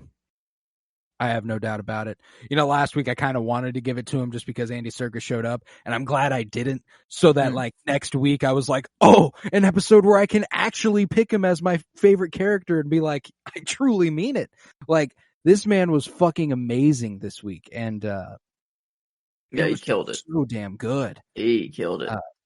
But the way Cassian here is like, all they need to do is turn this floor on twice a day and keep their numbers rolling. Why bother listening to us? We are nothing to them. Melshi's right. We're cheaper than droids and easier to replace. You think they care what we say? Nobody's listening. How many guards are on each level? Nobody's listening. Nobody's listening. I was like, whew, what a fucking scene, man. And the way he looked up at Melshi, and Melshi was like, hey, man, you gave it a shot. Like, I love the idea that, like I said last week, Melshi dies on Scarif with Cassian as a part of that mission. And the fact that you can already tell that Cassian's already talked to Melshi about, like, trying to wear Kino down and, like, trying to get him to tell him shit. And you can tell Melshi's, like, on board with whatever Cassian has planned, which I really, really like, that he's already like, oh, fuck yeah, man. I mean, at least you tried. It's pretty awesome. But I don't know. This is not an aspect of the show that I thought. Like, I didn't think like him in prison would be kind of my favorite part of the show so far. Like, right. it's crazy. Like, I've been loving this part of the show. I think it's well on its way to being my favorite arc, with essentially no doubt. But okay. The prison break's gonna have to be pretty good. The Aldani arc is pretty good, though. Incredible. That's an incredible arc. The prison break will have to be pretty good because you're not gonna have a beautiful, event like the Eye, unless we come out and see the Death Star in this escape, right. Come out and see the Death Star be built. That, that could do, if we get that next episode and we see the parts going and slotting just right into the Death Star, fuck. Like, all right. I see you. But we'll see. I think that the first two episodes of these arcs I've enjoyed more than the first two episodes of the Aldani arc. Yeah. The finishing will have to stick the landing like crazy. But but nevertheless, after this we head to the ISB where they're breaking down what they've learned from Bix Colleen and their interrogation of her. And what they've ultimately come to the conclusion of is that a couple days after the Aldani heist, Cassian shows up with some money in his pocket. They're like, okay, well, that's a little bit of a stretch. Are you trying to put Aldani on Cassian Andor? And then a little brown nose over here, motherfucker who's got his face in Deidre's ass all the time, is like, yep, he shaved his face. And everyone's like, sir, who the fuck are you? And he's like, question, describe his appearance, answer. He had shaven his face. He'd shaved his beard. And at this moment, I've been reading a lot of Batman comics lately.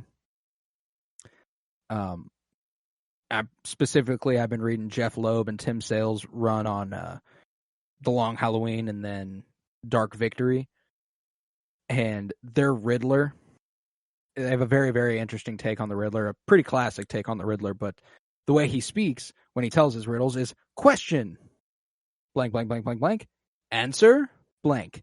And immediately I was like, oh, this dude would be fucking fantastic as the Riddler. Like, I was like, as soon as he delivered that line, I was like, he would make perfect sense in that role. But this dude is showing a little bit of an independent spirit.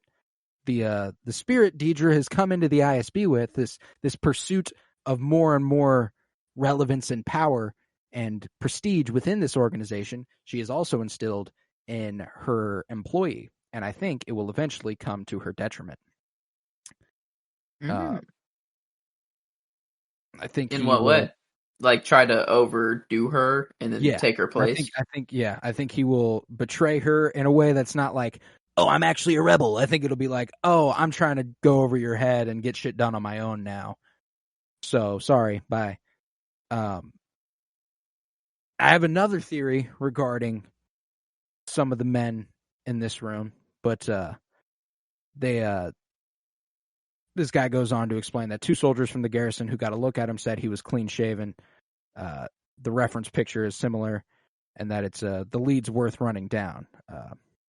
The Aldani connection could, amplify some interest, so they're going to go ahead and follow that up. And someone asks, you didn't question the mother? And she's like, well, she's too old and frail to do anything for real. She's more like our bait now in case Cassian comes back. So we got that waiting for us. But someone who they've put in a lot of shots, who they have not named, and who every once in a while has a comment here and there, shows up a little bit later on, is like, sorry, we were held up. Now we're here. This gentleman with the red hair and the mustache. That man's a spy. What's his name? The guy who eventually becomes Fulcrum. Callus? Is it? No, he's an ISB agent, isn't he? This guy. Yeah, I know, but like, it's just live action. You never know. It could be. He's redheaded, right? Callus was redheaded. Blonde. He is? Yeah, I think he's blonde. Callus? No. Pretty sure he's blonde. How do you spell Callus? Callus, Rebels? He doesn't have the mustache. He has like the mutton chops. He has like the big sideburns that come down. Okay. It's kind of like a reddish blonde. It's more blonde, brown. In some shots, it looks a little. Well, no, but here's my thing: is that I think what the kind of point they're making here is that there are a lot of ISB agents, and a lot of ones of prominence aren't even in this room. Like the ISB agent in charge of Mandalore is Moff Gideon, who at this time would have been ISB agent Gideon. Yo, and he hasn't been anywhere near this. So. And that's the other thing. Maybe he's not an ISB agent yet. Maybe there's all sorts of things that could have been going on here. But he would have to ascend ranks fast to go from ISB agent to Moff if he's not already an ISB agent. That's but yeah, we know for sure Callus is already an ISB agent, and I don't think we've seen him yet. But yeah, this little dude with the red hair and mustache, I think he works for Luthen. Ooh, okay. I think he's kind of feeding shit back to Luthen. That's my theory right now, because he's active enough to not lend to the Empire's figuring out more stuff. He more lends comments that support theories they've already figured out. Whenever they're like, but what about that? What if Cassian used that money that he got from selling the fucking Starpath unit? And they're like, and he's like, well, they couldn't have. He couldn't have done that because we recovered it at the scene. That's something that someone else very easily could have brought up. You might as well go ahead and throw that out there. Okay. You know what I'm saying? Like, I like the fact that there's we got someone on the inside in the ISB. Have to, right? We needed it. And like, if it's not him, someone there is someone there is a spy. Oh, because was it mentioned here, or is it later that they intercepted like a pilot? That's later. That's okay. So I'll wait till we get there then. Maybe, I don't know how much later, but it is later. But yeah, this scene ultimately results with them saying that they're on Marva full time. They are watching her. And after that, we head back to Narcana 5, where we are back in the little hallways. Everyone's doing their transition, and everyone's like, "Did you hear it? Have you heard what happened? The whole unit on 2-5, they were fried out. Everyone's gone. They're all gone. And both shifts, 100 men fried, and that's very important, I think, for Kino here. 49 men on the floor work for me. If 100 men were fried out, everyone... Oh, I thought they were just saying 100 as just an easy, like, round estimate to 98. I was like... Even it's the two... Oh, fuck! Yeah. No! And that's why it's so impactful whenever Kino's like... Whenever he looks at the guy who's running the night shift, and he's like, "What's going on? Can you tell me anything?" He told Zinska, and he's like, "Zinska, what's the deal?" And he's like, "Yeah, it's true. They fried the whole floor." And like, that's when he's like, "Oh, fuck." He heard they were making trouble, and that's just what happened. In the way that Ulaf's like, "Well, what's going on? What happened on 2? What happened here?" And Zal behind him goes, or Melshi behind him goes, "They set them free." Kind of, at least they escaped this perpetual cycle. They set them free, and it did mean death, and that sets Kino off. Kino's real upset. He goes after Melshi, tells him to get on program after throwing him out of line and stuff. And it's here that Cassian looks at Kino and goes, "We need to be careful. The less they think we know, the better." And that the way that Kino responds, and it's kind of like, "You know what? All right, that's fair." And you can tell for the first time, Kino is like truly shaken, like this man who has been semi-institutionalized. The way he, like, whenever he gets on program, he's like he's breathing heavy, and you can tell he's like actually scared for the first time ever. And all of his sense of power is lost. Yeah, like he's like, "I'm no different. Like I'm at risk as much as anybody else." He says, "Maybe it's true, maybe it's not. We have heard nothing." And just another day, another shift. And the way that he's not just talking to them. He's talking himself down. He's like, "It's just another shift. Keep our heads down. Keep our mouths shut. Everything will be fine." Andy Serkis is fucking amazing in this series, dude. Like, what a cool guy to show up. Like, just a nice treat. Oh yeah, a treat for you. Wow, man, this show's awesome, outstanding. But the next scene, we do get a little bit more with Narc getting hounded by his mom. He's like, "What's up, Mama? Saw you were digging through my shit. You got in my private box." "I have ways of knowing." Yeah, this man's got like pictures of Deidre or some shit in that private box. I promise you. His stalker shit is on a whole other level if we ever see what's on the inside of that private box. But he tells his mom after a berating that he got promoted at work, and she's like, "I knew they'd see your promise." And he's like, "All right, you duplicitous bitch. Like, you don't believe in me at all. You've done nothing but make it clear that you don't. Uncle Harlow will be so pleased. Like, I don't give a fuck what Uncle Harlow wants, man." They're paying I feel like Uncle Harlow's somebody. I feel like she's fucking Uncle Harlow. Yo, I think she like. are there not blood, or are I they? don't. I don't think she said that it was her brother. I'm going with that was whoever Cyril's dad's brother is. Okay. That's kind of how I got it. Just because, and there's a lot of like, Lyda calls Vel Aunt Vel, and I'm pretty sure that's actually her cousin. So, like, it's the way you can call friends. Okay.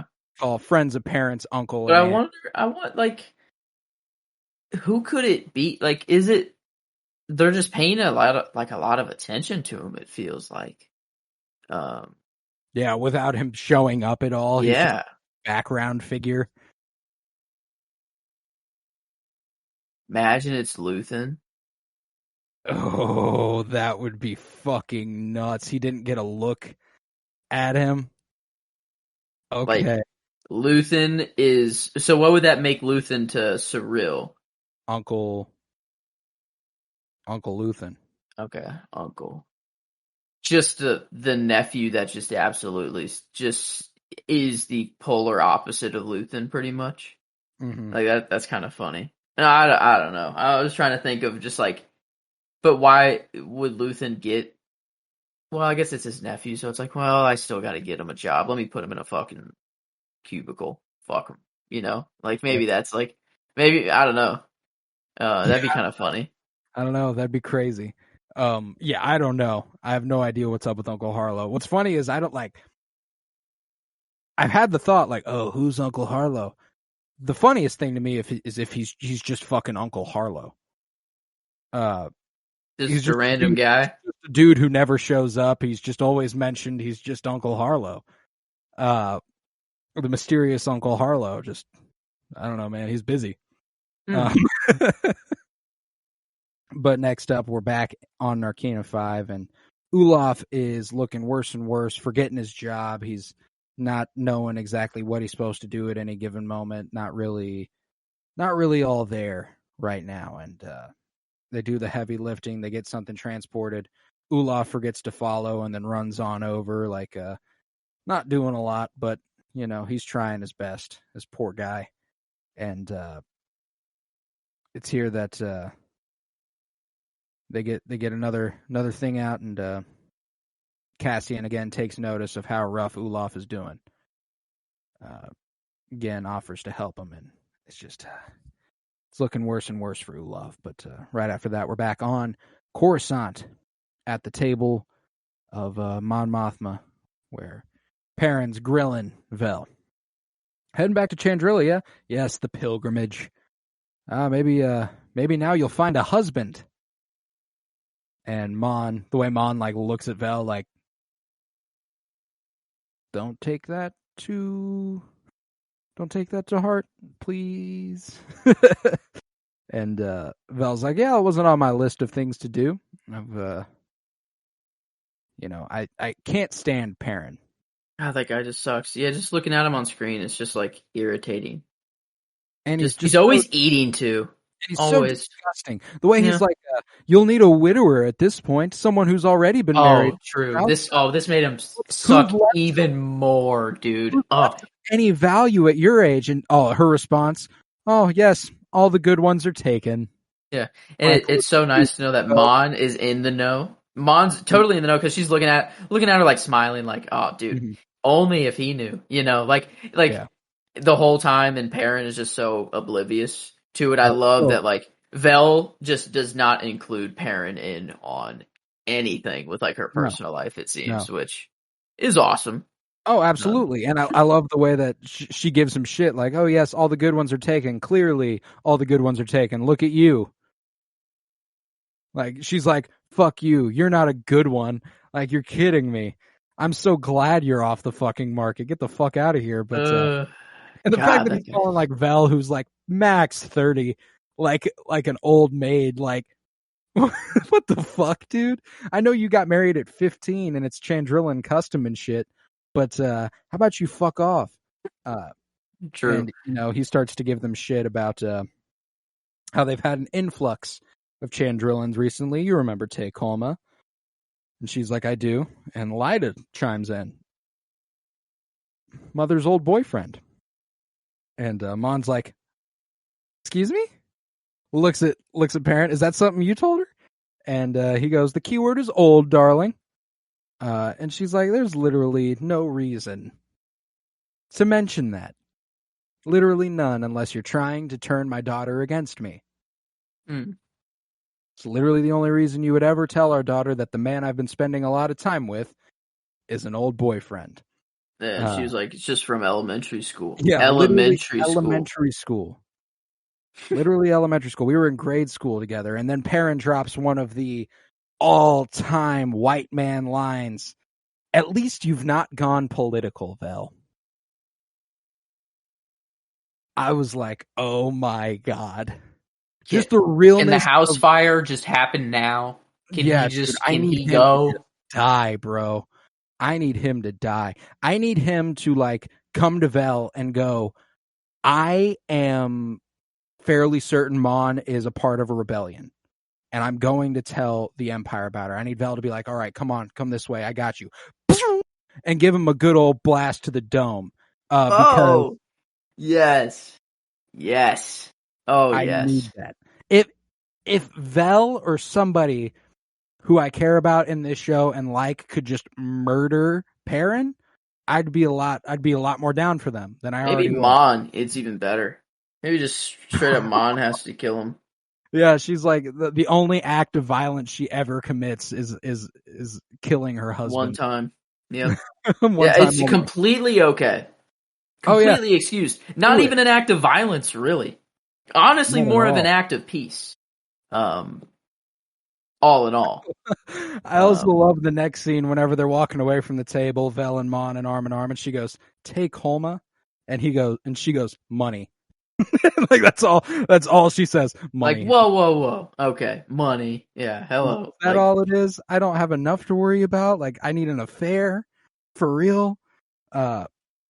And Mon asks of her to be a spoiled rich girl for a while. Remind people that's who you are. Just maintain cover. And she asks again, "What have we done?" And Vel's like, "We've chosen a side. We're fighting against the dark. We're making something of our lives."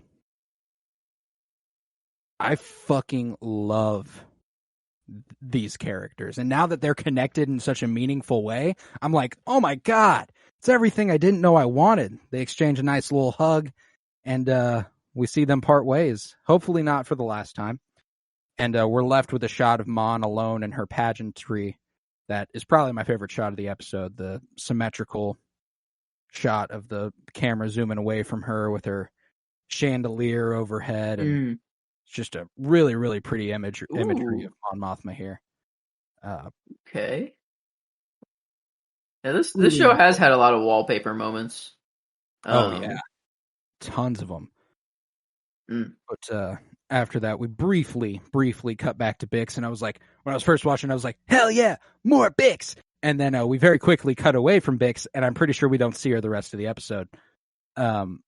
But she's clearly not in a good way. Bix is not doing well.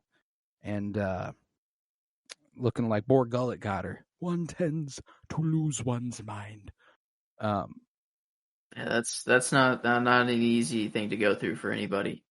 I would have to think not, if I had to guess. But after that, we get the biggest simp. Oh, just some of the most disturbing shit I've ever seen in my life here, as Cyril cuts Deidre off on her way back to work to let her know that she can help him. He can help her. She wanted to thank him for the promotion. She's like, I didn't do shit, dude. I gave you a clean bill of health, and that's it. Like, I didn't do anything to give you a promotion. And he's like, you don't know, man. Ever since our little conversation last month, I've been madly and deeply in love with you. And life is worth living now because I was just in your mere presence. Yeah, I found someone who thinks the same way as me, man, and I'm really, really feeling good about it. And so that's the main premier thing for why I pray, and I don't, after this conversation, I don't think she ever will. I'm praying Deidre never reciprocates. I don't know if Deidre is, because she like turns him down and she's like, I'm an ISB agent. Do you even know how much trouble you're in? Like like you can't, like, talking down to him. Like she's diffusing it and she's not into it. That's what I feel like. But I don't know if it's like in the back of her mind, if she's like trying to entertain the idea or not, you know? But she's she is an ISB agent. She could have him arrested right now. You know, she doesn't do that. So like there's clearly something here where she at least feels bad for the guy, or like something like that. But even that little part in the episode where he's like, and after the conversation we had last month, and she's like, that wasn't a conversation. We put you in an interrogation room. True. Are you stalking me? Yeah. And he's like, yeah, on occasion I come here to see if I'll see you. I'd never lie to you. I'd never lie to you. I was like, oh, this guy he's demented, bro. He said, I thought I had ruined my life. I thought I was done. And after meeting you, I discovered you understood how dangerous Cassie and Andor was. Just being in your presence, I realized life is worth living. I realized that if nothing else, there was justice and beauty in this galaxy. I was like, oh, what a...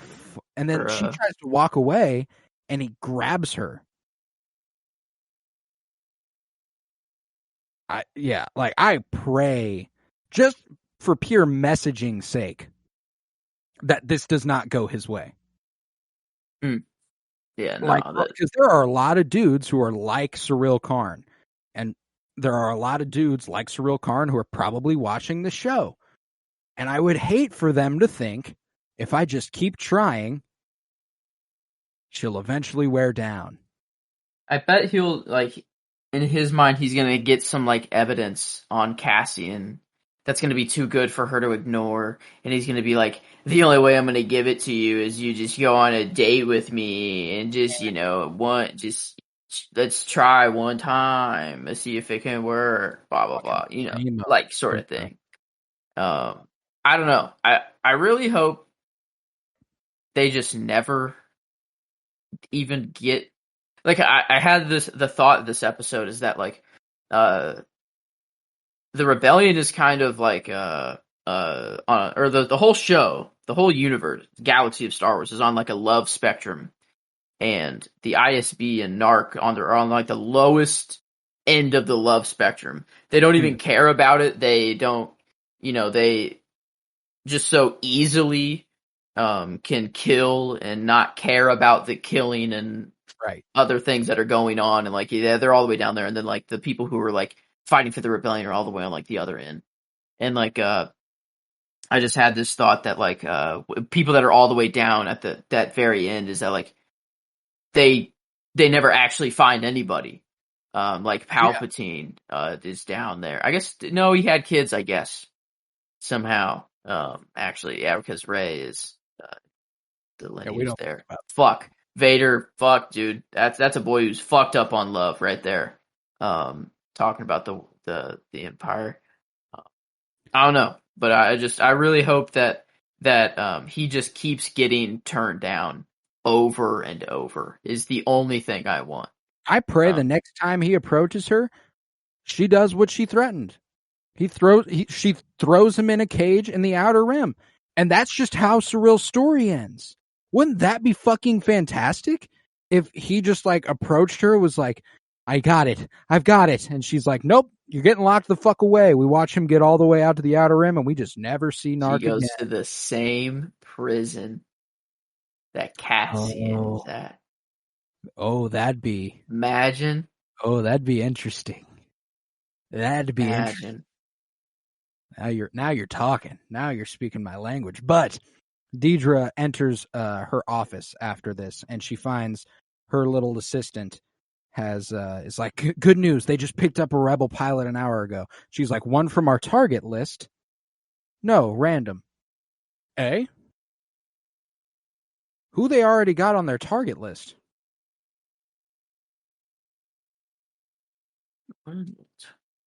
Yeah, and how do they know of this person already? Wait, and how? Because this person is who Luthen brought up to Saw Gerrera to meet, and Saw was like, "No, I'm not going to meet with them. They're Well, too." he worked for that guy.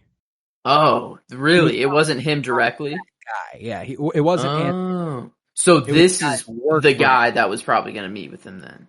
Probably. Was it this pilot? Or was the pilot just someone who's on the ship transporting the important person? I don't know. Whoever. The way they say it, it's random. This might not have even been a part of the mission. Like he just But they have it relating to what's the guy's name? Anto Krieger. Yeah, Krieger. I wonder like what the link is there. Because there's a link between Luthen, Saw Gerrera, and the ISB, and now Cassian, I guess? Yeah, there's a I don't know, what's... And this pilot was on the way... What did they say? Was on the way to... I don't know.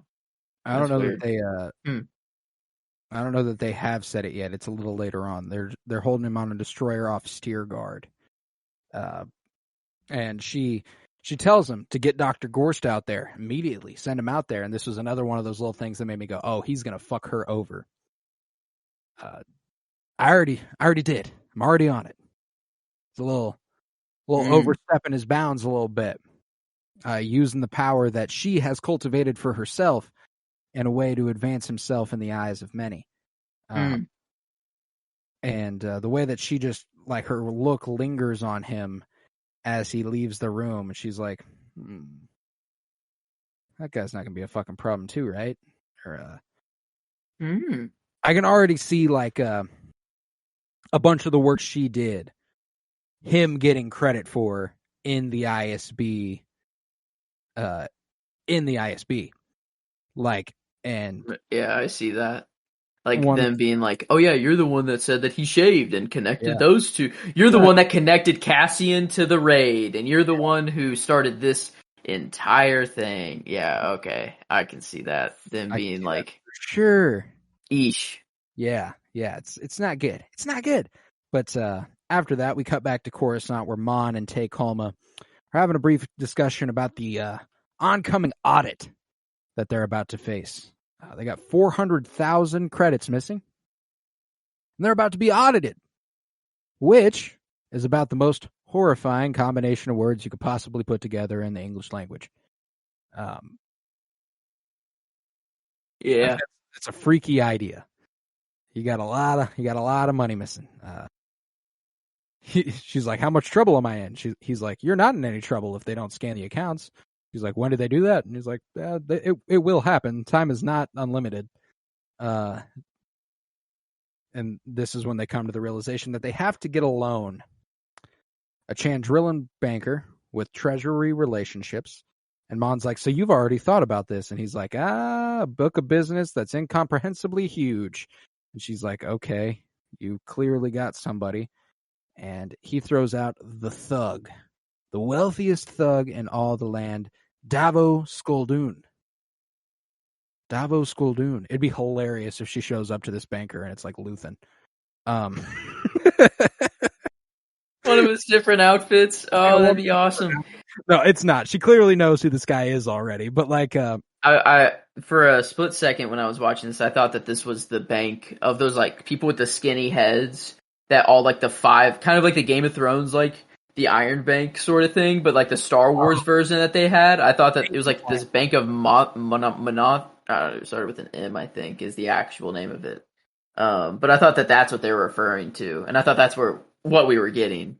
But nah, I think it's just because it's a Chandrillan banker, right? And they're just human. He is Chandrillan, and they're all human, right?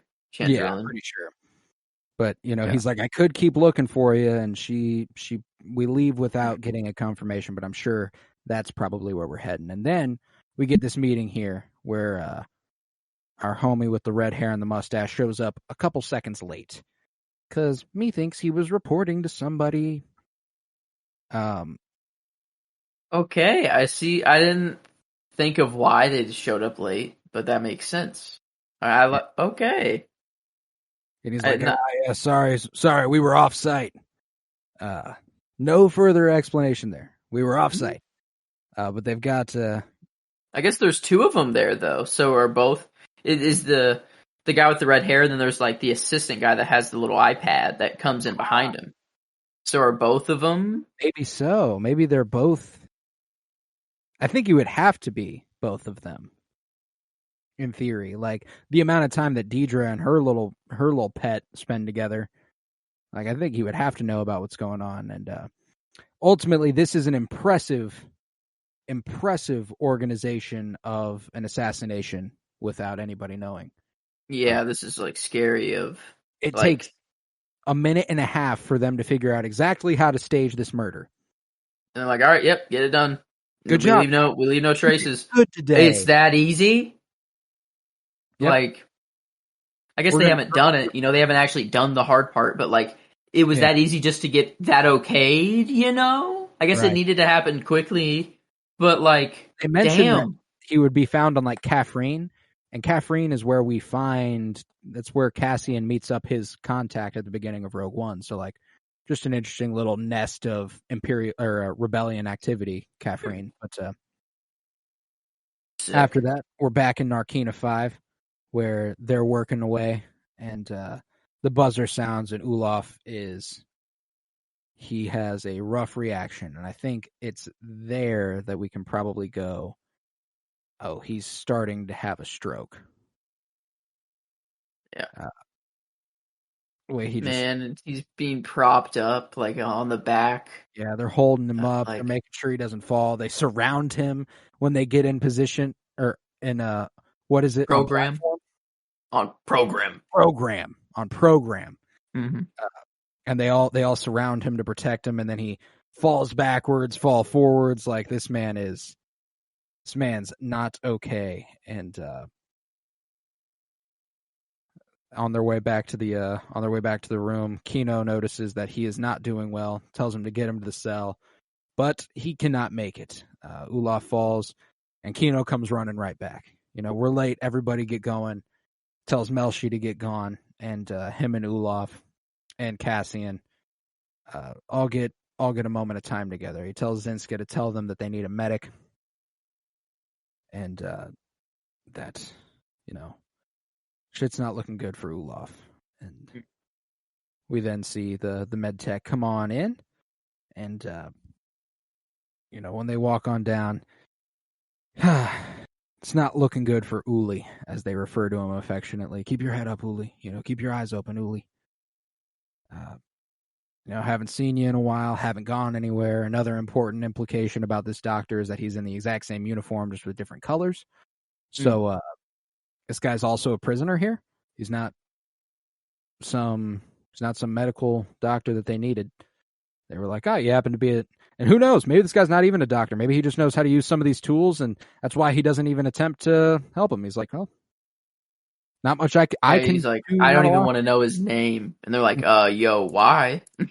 Like, that's not good that you don't want to know his name. God, he looks at him. He's got 40 shifts left. Like, come on. We just want to get him up and moving. Yeah, we just want to get him up and moving. You can't save him? And he confirms there's nothing to save. He's had a massive stroke. He's not there. God, Andy Serkis is fucking amazing in this part of the episode. Like the way that he is just like distraught over this. He tells his guard that he needs a bag and a trolley, and that guy informs him it's on its way. They had no intention of saving already. Nope. That was already in the works. They were like, "Yup, somebody needs a med tech. He's dead. We're not even gonna try." And this doctor tells him that he's lucky he'll pass peacefully, which is more than he can say for the rest of them. Another week like this, and you'll be begging for what he's getting. And they're like, "Fuck you talking about? What's that?" I said, "You heard me. Hold his shoulders, hold his legs. He won't feel any pain."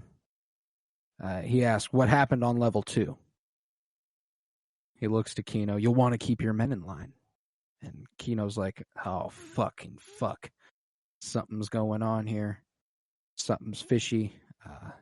And it's here that they go ahead and put Olaf down. And it's, God, it just sucked. Because I knew, we met Olaf last week. And I was like, oh no, what they gonna do to Olaf?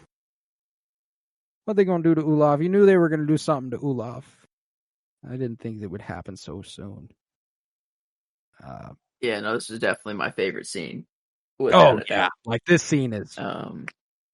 His death. I'll say like his death, and then like Kino's radicalization.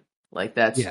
I think those are the two most important things to take away from it, and like honestly, the prison's radicalization as well. Like after everyone hears this news, it's gonna be like, oh, like now we have to escape. Like it's not like we have a choice anymore. It's like we are all going to die because we know this information. So like, all right, it's a go. Do you even think he gets through cutting that pipe? No, I don't think that happens unless they manage to hold it together long enough. Like maybe we skip another couple months, and or maybe he just that's what he does to get them to come to the room, and then use the elevator to get down there to them. So he does that.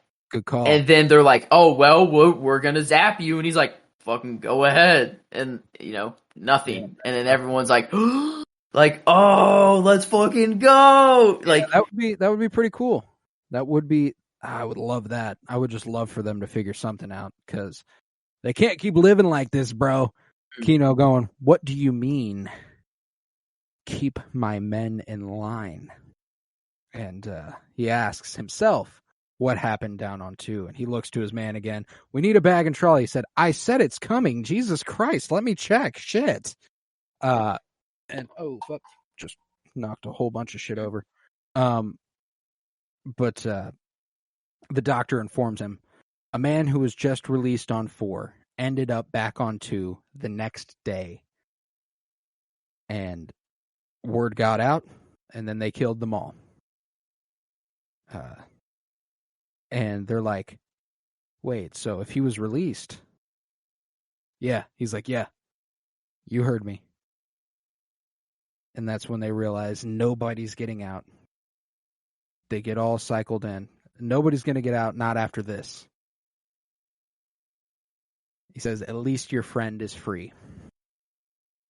Say this dude from 4 gets recycled to 2. Wouldn't the dude who got recycled just tell everybody, hey, I was just on floor 4. And now I'm back here after my sentence is up. It's like, wouldn't word get out no matter what? That's what happened. Oh, wait. So then what do they do usually?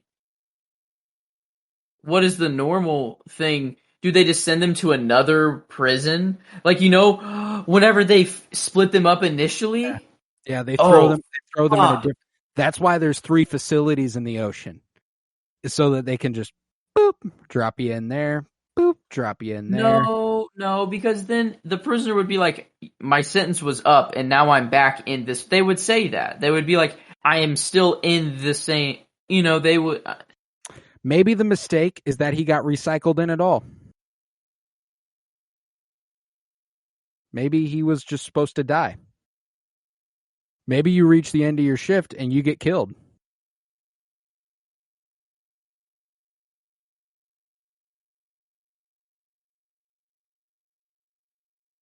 Then how did he go to a whole new floor? And it's like they put him on the other floor though. Like they placed him there. Like they do recycle normally, but they messed up it somehow. I don't know. Like it's not clear to me how this, like, it doesn't make sense to me. No, I can. Yeah, no, the holes you're poking here. I can't satisfyingly give you a reason. A man who was just released on 4 ended back up on 2 the next day. Word got out on the floor, and they killed them all.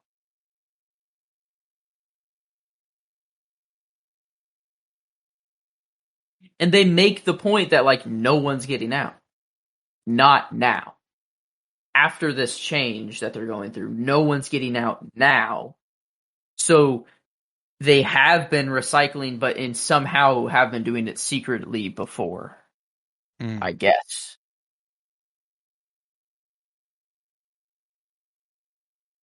No, I have zero clue. I have no idea how to explain it.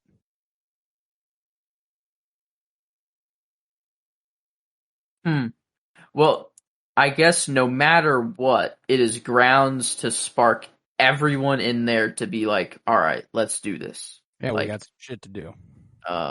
It's happening next episode. Yeah, no doubts about it. But yeah, I wish I could tell you a reason. I don't know exactly what the Empire did. Like, that's my thing, is that I think that maybe that's just information we haven't learned yet. Like, okay.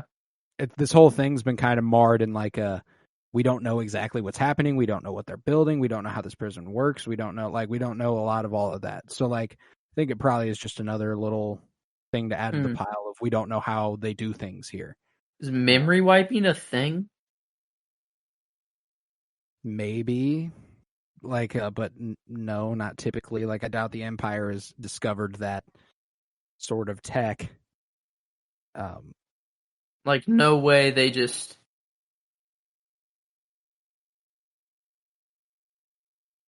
Unless you escape, or you're put back in court, and then they're like, no, you're still guilty under the new... That was my other thing, is that maybe they've just always extended the sentences. But then why... The word getting out is what killed the whole floor. They killed the whole floor because the word got out that a guy was accidentally put from one. Maybe it's as simple as... Wait a minute. They killed everyone on 2. Yeah. No, he was from 4 originally. Was on 2 the next day. They killed everyone on 2. Yeah. No, yeah. My thing is that, like, maybe it's as simple as this prison is filled with a lot of decent people who get told when they get recycled, if you tell anybody, we're going to kill you and we're going to kill everybody on your floor. So nobody goes and tells anybody. And this dude went, fuck it. Hey guys, I'm from floor 4. I think that's why Melshi is so like, it doesn't fucking matter. You're in here forever. Maybe, yeah. Maybe Melshi's already been rotated. Okay, I could see that. I could see that for sure. Be a lot of honor system, but I don't mind it. That's great. I mean, it's literally the only way we can explain it right now, though. The punishment is you die along with everyone on the floor. How do they know, though? How would they know what? How do they know if they told? If say Melshi were just to drop the bomb, are they listening? Oh yeah, maybe so. Maybe so. But maybe it was just like it was so outrageous to everybody that like it caused them to not stop talking about it, and they like let's be real, if that information gets out, 100 men, a lot of them are going to freak out. Yeah. You know, like not like keep their composure and be like, oh shit, we got to play this smart. No, like someone's going to go, hey man, what the fuck? And like add a guard the next time they see a guard. Damn. Oh shit. But this leads us to the best part of the episode as they exit to make their way to their bunks for the night. Cassian asks Kino one last time, how many guards are on each level? And he responds immediately, never more than 12. Is that the best line? I have this scene. You know, this is my favorite scene. I think that probably includes it well enough. I think the line, it's not the line itself here, no more than 12. You It's know, the the line context itself, of the line. it's like the, oh, okay, he's in. You know, he's like, all right, fuck it. And Yep. bro, when he said never more than 12, I was fucking skiing in episode 6. Let's go. You know, like I was fucking hype. Like those that guards shit. are getting it. Yeah. They like the boots. I feel like the boots are going to be weapons. They're going to be used as stomping and just blunt force weapons in this raid. I guess. Oh, they got fucking tools. They're all gonna take their fucking wrench and just whop and those guards are getting it, dude.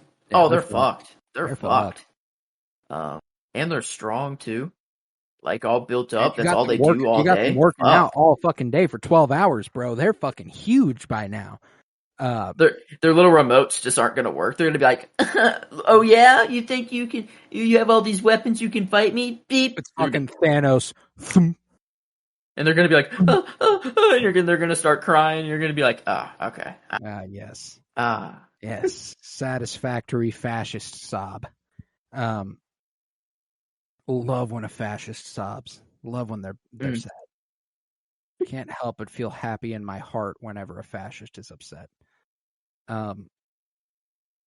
But it was another fucking banger, man. Like, this show just continues to be fucking incredible. Like, I don't even know. Every episode I continue to question, well, shit. Do we have a new best episode? Like, is this critically, is this the best episode yet? Like, and it happens every single fucking week. I know, man. It would have to be a 10, though. That's the thing. If it's the best, it has to be a 10, or it ties with the Axe Frigates at a 9.75. That's like, if we go up, it has to be a perfect episode of television. Right. Yeah. So I guess I can't comfortably guarantee you anything like that, but,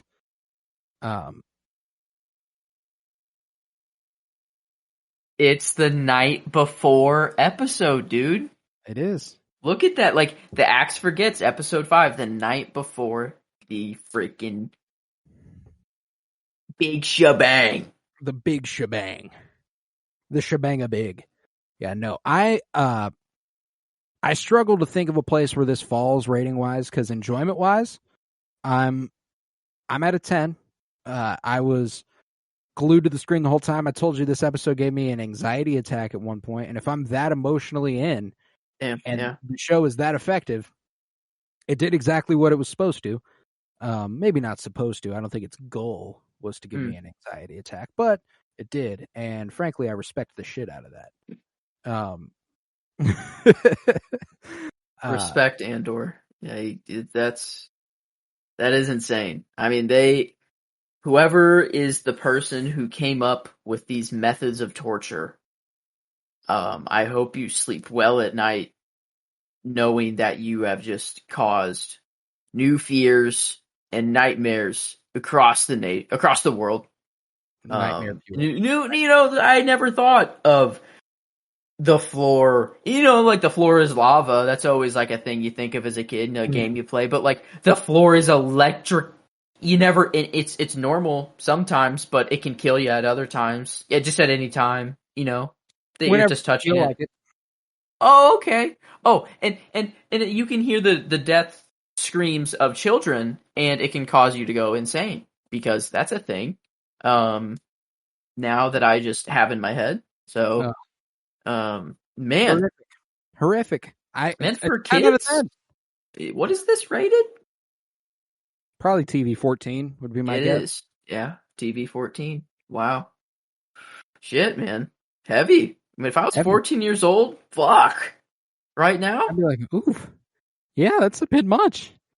Yeah, no, that shit hit. There's no doubt about it. I think it's got to be a 10 out of 10 enjoyment, though. I really do. Genre-wise, I'm pretty fucking high on it. We're still planting seeds, What's a lot? Ooh. a lot of seed planting. We get the new contact, the banker that's going to help Mon. We get Well, a on the little side bit of it, more the pilot that got captured of whoever Luthen yeah, is trying to get Antonio to meet Krieger. with Saw. Now we got, the breakout, assuming, assuming they're 3 episode arc, I guess it could be like the finale that he breaks out even, I like is will it say not a 3 episode arc? Maybe they just fuck it. He's in prison until I'm taking the writing credits as confirmation that it's 3 episode arcs. Toby Haynes directed and Bo Willimon wrote episodes 8, 9, and 10. Okay. And so I think Who it's wrote, fair to say. did the people who worked on 7, is that the same for 11 and 12? Because Oh, that's that'd a be good question. very. I haven't even considered that. Is That'd it be known who wrote and directed the future episodes? well. It was for Bo Willimon last time I checked. So let's go ahead and see if I can't find that out for you. See, 11 written by Tony Gilroy and George Lucas, director by Benjamin Caron, and then 12 is Karen and Gilroy. Now, who did episode 7? Episode 7 was directed by Benjamin Caron. So would you look at that? Look at that indeed. The arcs actually,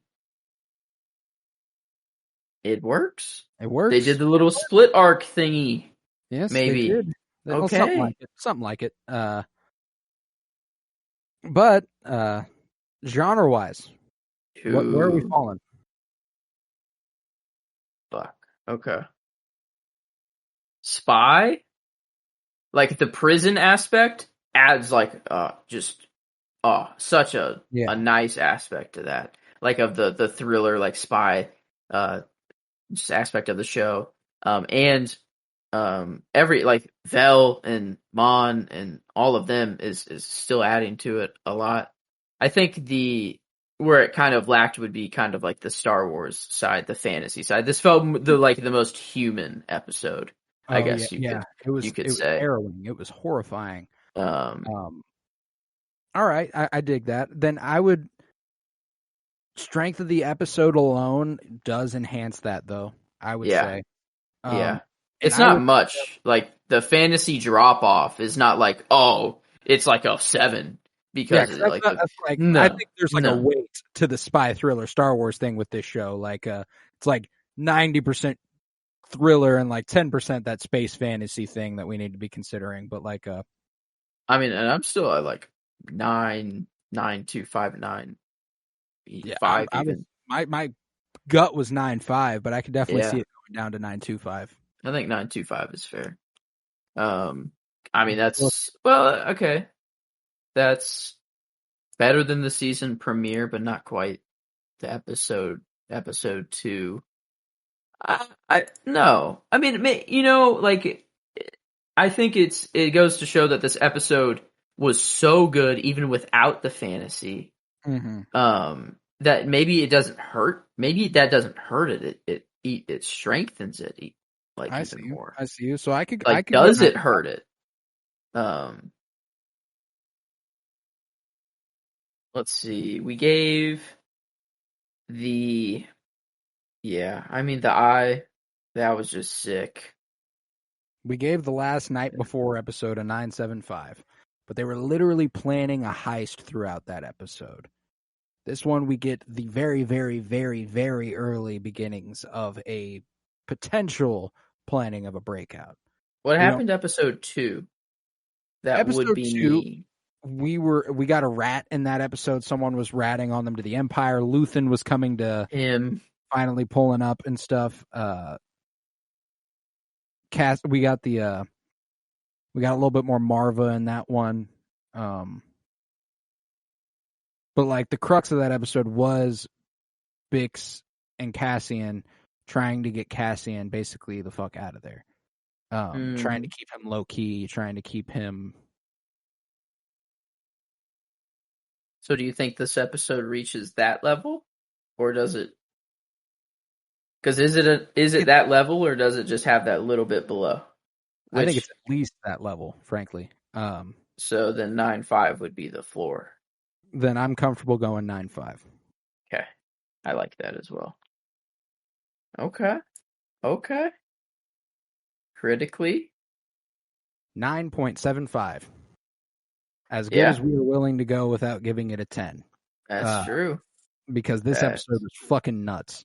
And that's what it averages it out to, is a 9.75, which ties it 3 ways with episodes 9, with episodes 5 and 7. 5, 7, and 9.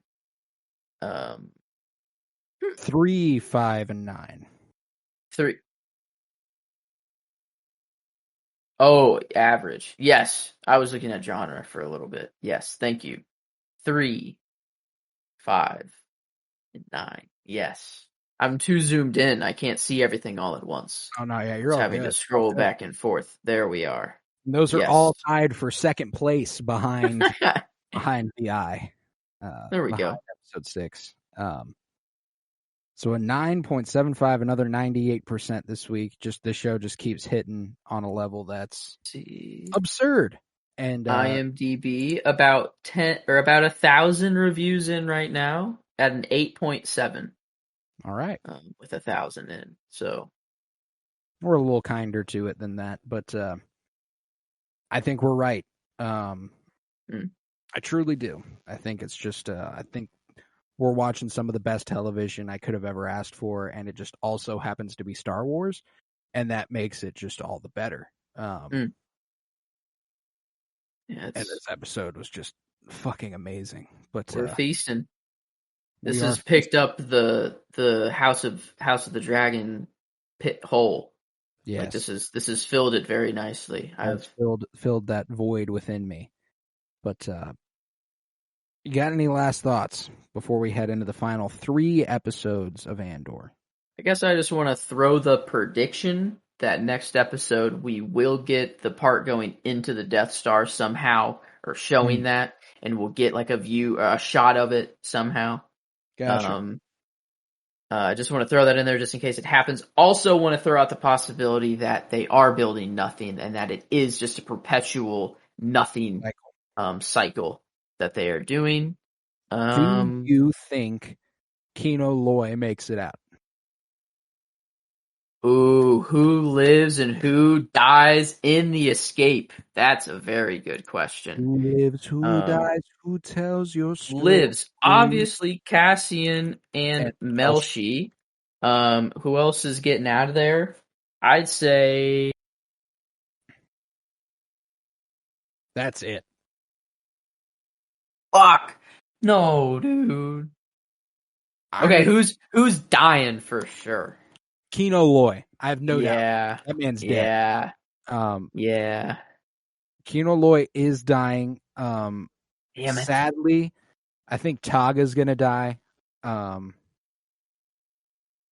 think the only other guy I could see making it out is Jembach. But Zal, Ham, they're fucked. I think the dude he's like planning with, I think he'll make it out. I think it'll be those 3. What's that guy's name? Do we know? I don't think they gave him a name this week. Got